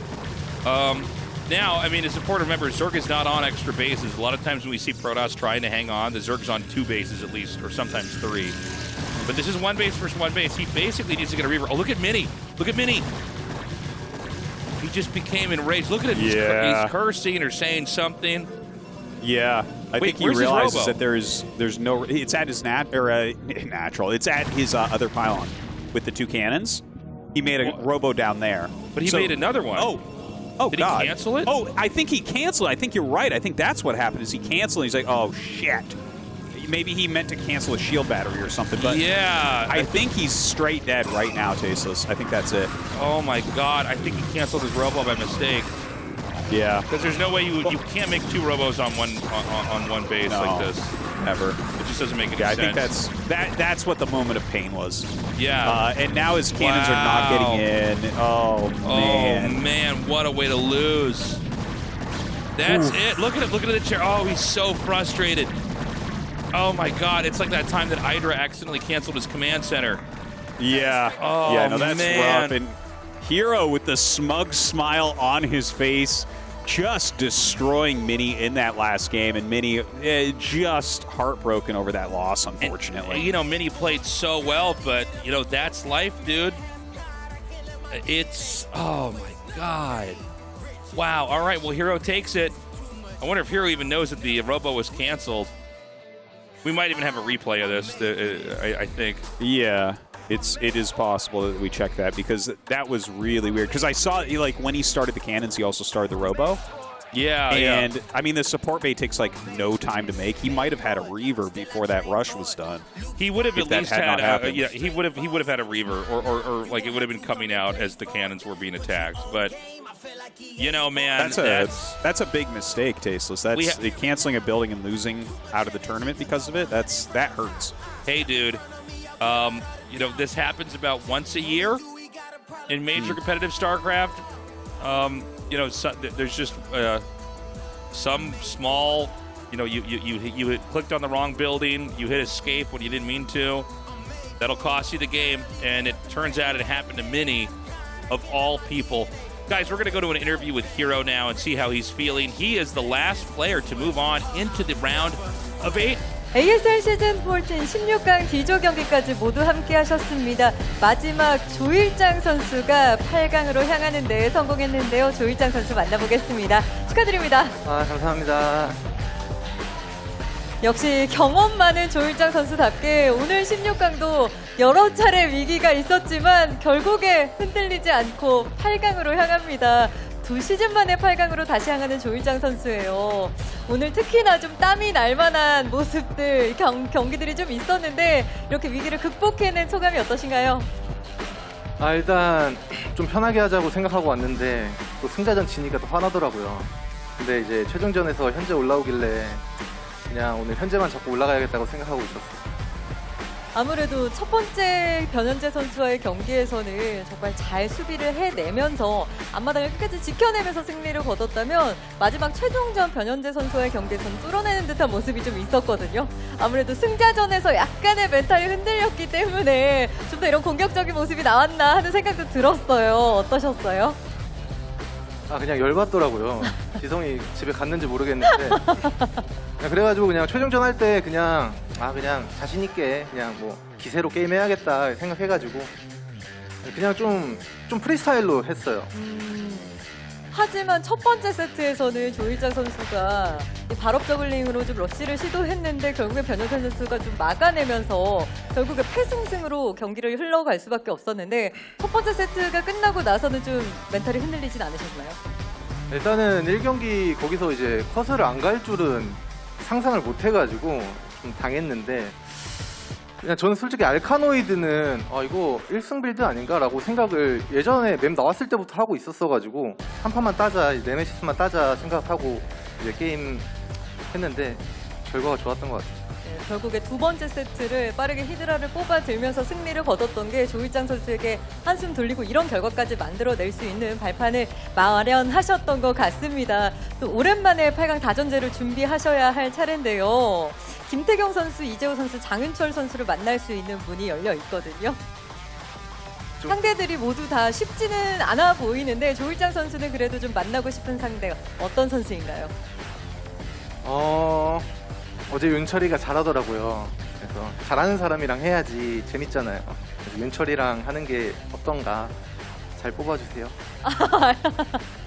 자, 과연 조일장 선수 2시즌 만에 8강에서 만나게 될 상대는 어떤 선수가 될지 저 역시 무척 기대됩니다. 팬분들도 조일장 선수가 8강에서 다전제 펼치기를 또 많이 기다리셨을 것 같은데요. 팬들에게도 한 말씀 전해주시죠. 뭔가 오랜만에 이렇게 관중분들 오셔서 게임하는 것 같은데 뭔가 좀 재밌더라고요. 많이 응원해 주셨으면 좋겠고, 또 우리 또 직관 와준 우리 철화대 학생들, 또 코치 또 고맙고, 또 온라인으로 응원해주고 계신 우리 철구 총장님과 연 박사님, 그리고 태경이 형도 고맙고, 그리고 연습을 되게 많이 도와주셔가지고 일단은 그 수철이랑 태경이 형이랑 제동이 형이랑 명훈이 형이랑 호선이 형이랑 또 영재, 네. 진짜 너무 고맙다고 전하고 싶어요. 자, 고생 많으셨고요. 8강에서도 조일장 선수의 멋진 모습 기대하도록 하겠습니다. 진출 축하드립니다. 감사합니다. 자, 이렇게 해서 이번 시즌 마지막 8강 진출자 저그 조일장 선수와 함께했습니다. All right, that is going to be it, guys, for the round of 16. It's Royal and Hero who actually survive. Action and Mini are out, but I'll tell you, man, this was a tough one to call. It's sad to see Mini go. You know, I've definitely been inspired by his play, but yeah, dude, what are you gonna do, man? You gotta let that Robo finish. Yeah, a lot of cheese here tonight. I guess it just is what it is. At the end of the day, it's a perfect racial distribution. 3 Terran, 3 Zerg, 2 Protoss going to the next round. I see like a lot of potential champions here, man. I think Hero, Sulky, Bisu, Light all very reasonably could win this. But we have to see what those round of 8 matchups are going to be. That's going to be a huge part of this because we might have one very stacked side of the bracket. Yeah, we're gonna have that group draw here, and then see what kind of what kind of bracket we're gonna have. But dude, the only people I think probably can't win this, I would say maybe Shine. Although I don't know, maybe Shine could take it. But I think Shine would have to have the best bracket you've ever seen. Like it would have to be perfect for him to win, in my opinion. It's just we're getting into best of 5s and then like best of 7. That's, I mean, at some point you run out of tricks. It's not going to work forever, right? Well, you would think so, right? But he did get to an ASL finals only to lose to Flash, right? And Flash isn't here now, so. Another narrative I'm interested in, maybe we'll get it, is possibly Bisu in the finals. You know, he's been playing very well. You know, we had Jadong here with us, but he hasn't quite been able to look as strong as you know, he was when I think he was in his peak performance. But Bisu's looking very good. I think he's a real threat to anybody he goes up against. Yeah, honestly, I think he needs to maybe avoid like Rush and Light specifically. I think that they could give him a lot of trouble. I have always felt like his PVT is a little bit weaker than his other 2 matchups, and I think that those 2 are like, you have to have it all together to beat Rush and Light in PVT. Yeah, another person probably getting to the finals is Light. Light is probably the safest bet for all the players that we have here. He just seems to be kind of the best player in ASL right now. Yeah, and like, I mean, there are definitely matchups that could be a little bit difficult for him. Like, I would love to see him versus Hero or Sulky to open it up. All right, it's time to make the brackets, guys. Oh man, what possible matchups could we get? So basically, there are 4 names in the red balls for the those are the people that got out first, I think, and then the yellow balls are people that got out second. Yeah, you can't play the person that you already played in your group stage in that first round, and it'll be first seed versus second seed. So that's basically what the rules are for this. Okay, so they're just displaying the rules down there, which we have so eloquently explained to you guys, and then we're going to get into this, man, see who our first players picked. I got to say, you know what I would love to see in the first round is Snow versus Royal or Rush. I think that would be a really fun, because he won a group and they both got second. I want to see that badly, Tasteless. That would make me very happy.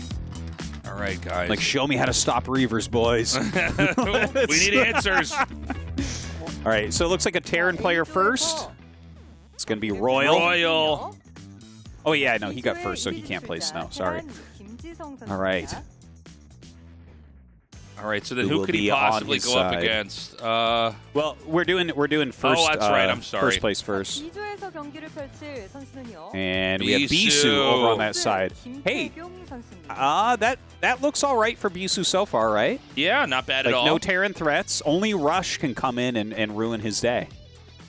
자, C조에서 경기를 펼칠 선수는 디펜딩 챔피언 테란. Light. Okay, so he's going to be on the right side of the bracket. And that means Snow is over there as well. Right. And they're just going to, for transparency, show us that. I always get nervous watching her open these things up. I feel like... Well, I want her to open that, and then it's like Bisu again. I'm like, you're going to jail! What are you trying to pull here? By the way, we have two possible epic PBT semifinals here. Yeah. Royal Bisu, Light Snow. And Light Snow looks like a really fun matchup. And That so would be this is amazing. where the Zergs come in, guys. All right, let's see who is first here to go up against Royal. Oh, Shine? Hero. Hero, okay. Oh, wait, no, he was in Royal's group, so he has to be redrawn. Boo. Boo. Boo. It's another Bisu ball. I'm like, what's going on? happening? All right, so it won't be Hero there. Instead, it will be Shine. Shine. Okay, that's kind of an interesting match. Royal's a really technical Terran player, and then Shine is like, I mean, so creative. I mean, I think Royal wins, but honestly, I'm going to say I think Shine's opponent wins for the rest of the tournament.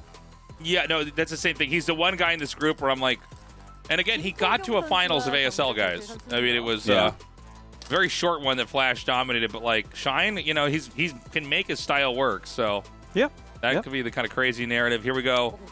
Ooh, Rush. that's tough Let's for do this. Bisu, Yeah, man. That's.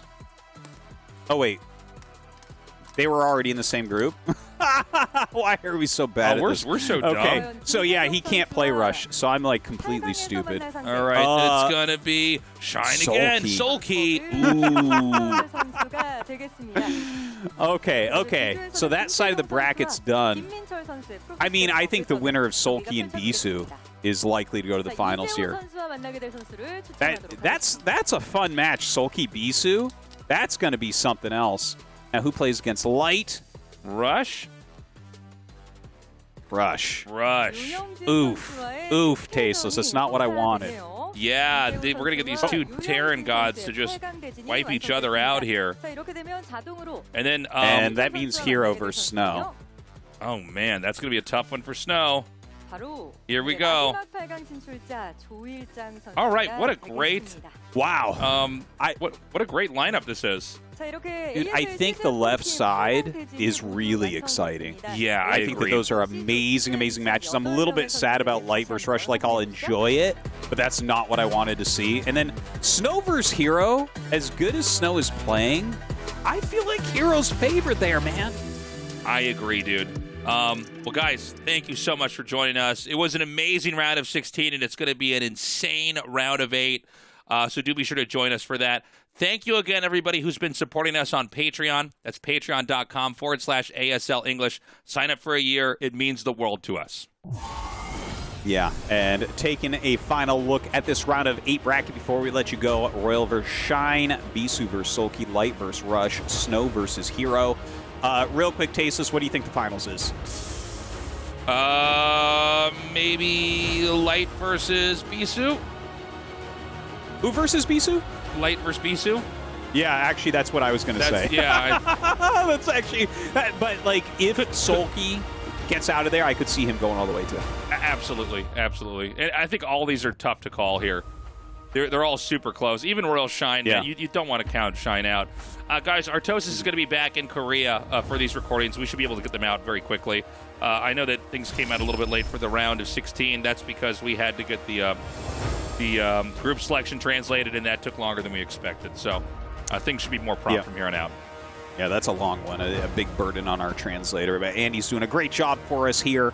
But yeah, this is such a round of 8. And really, honestly, this is kind of the weird matchup that we're looking at right here, Royal versus Shine. But again, I feel like this, like Shine could pull that. Like Royal might get a little bit too fancy, and Shine just like gets a lurker in a weird spot, and suddenly shines in a round of 4 against a Zerg or a Protoss, and anything can happen at that point. This should be a really good one with Bisu versus Sulky. I mean, Sulky's so strong, but yeah. I do think Bisu's slightly favored here. It doesn't seem like Bisu still has any issues with the PvZ matchup. He just seems to understand it so well. And Sulky, again, you know, he's a very scary player, but I feel like with Bisu almost always in control of the matchup, it's going to be up to Sulky to try to figure out how to handle him. Dude, I think that's the best match in the round of 8. Like, yeah, straight I think up. So. I think that's unreal. I think that is going to the full 5 games, and it really can go either way. But I do tend to agree with you that I feel like Bisu is just going to have like a little edge here against Sulky. But if Sulky has a good day and he catches Bisu like one time with the right build, that might be all the difference he needs. And this is going to be a hell of a TVT here as well, man. You know, Light versus Rush here. I think Light slightly favored here, but I do think Rush has a realistic shot. I think that's probably going to go to all 5 games. Okay, and like I love both these players are the best 2 Terrans with Flash in the military, but honestly, I get the feeling that Light is going to rip Rush's arms off. Like I think he is going to mangle him. Like Rush is going to try to be a little bit fancy, and Light's just going to have more units, and that's going to be it. And this is one we haven't really talked about too much. I do think Hero's slightly favored here versus Snow. Snow is very solid, but you know, Hero is just such a killer in this matchup, man. But look, I mean, there's a chance that Snow moves on, dude. It's going to be crazy PvTs with Snow versus whichever Terran is going to move on that side. Yeah. If not, Hero, man, a real threat to take this whole thing. Do not count him out. You're certainly right about that. I kind of do hope Snow wins, because I would love to see Light or Rush against him in a big match. Oh, like, that would just be such a fun PvT to have here. Yeah, for sure, man. It would. Yeah. Because Snow still has, like, basically the best PvT.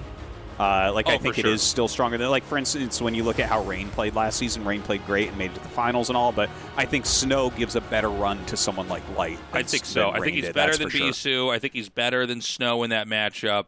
And Mini's very good, but it's a very different approach. I think Snow is much more solid. Guys, that's all the time we have. Thank you so much for joining us for the final day of the round of 16, and we will see you for day 1 of the round of 8. Bye-bye.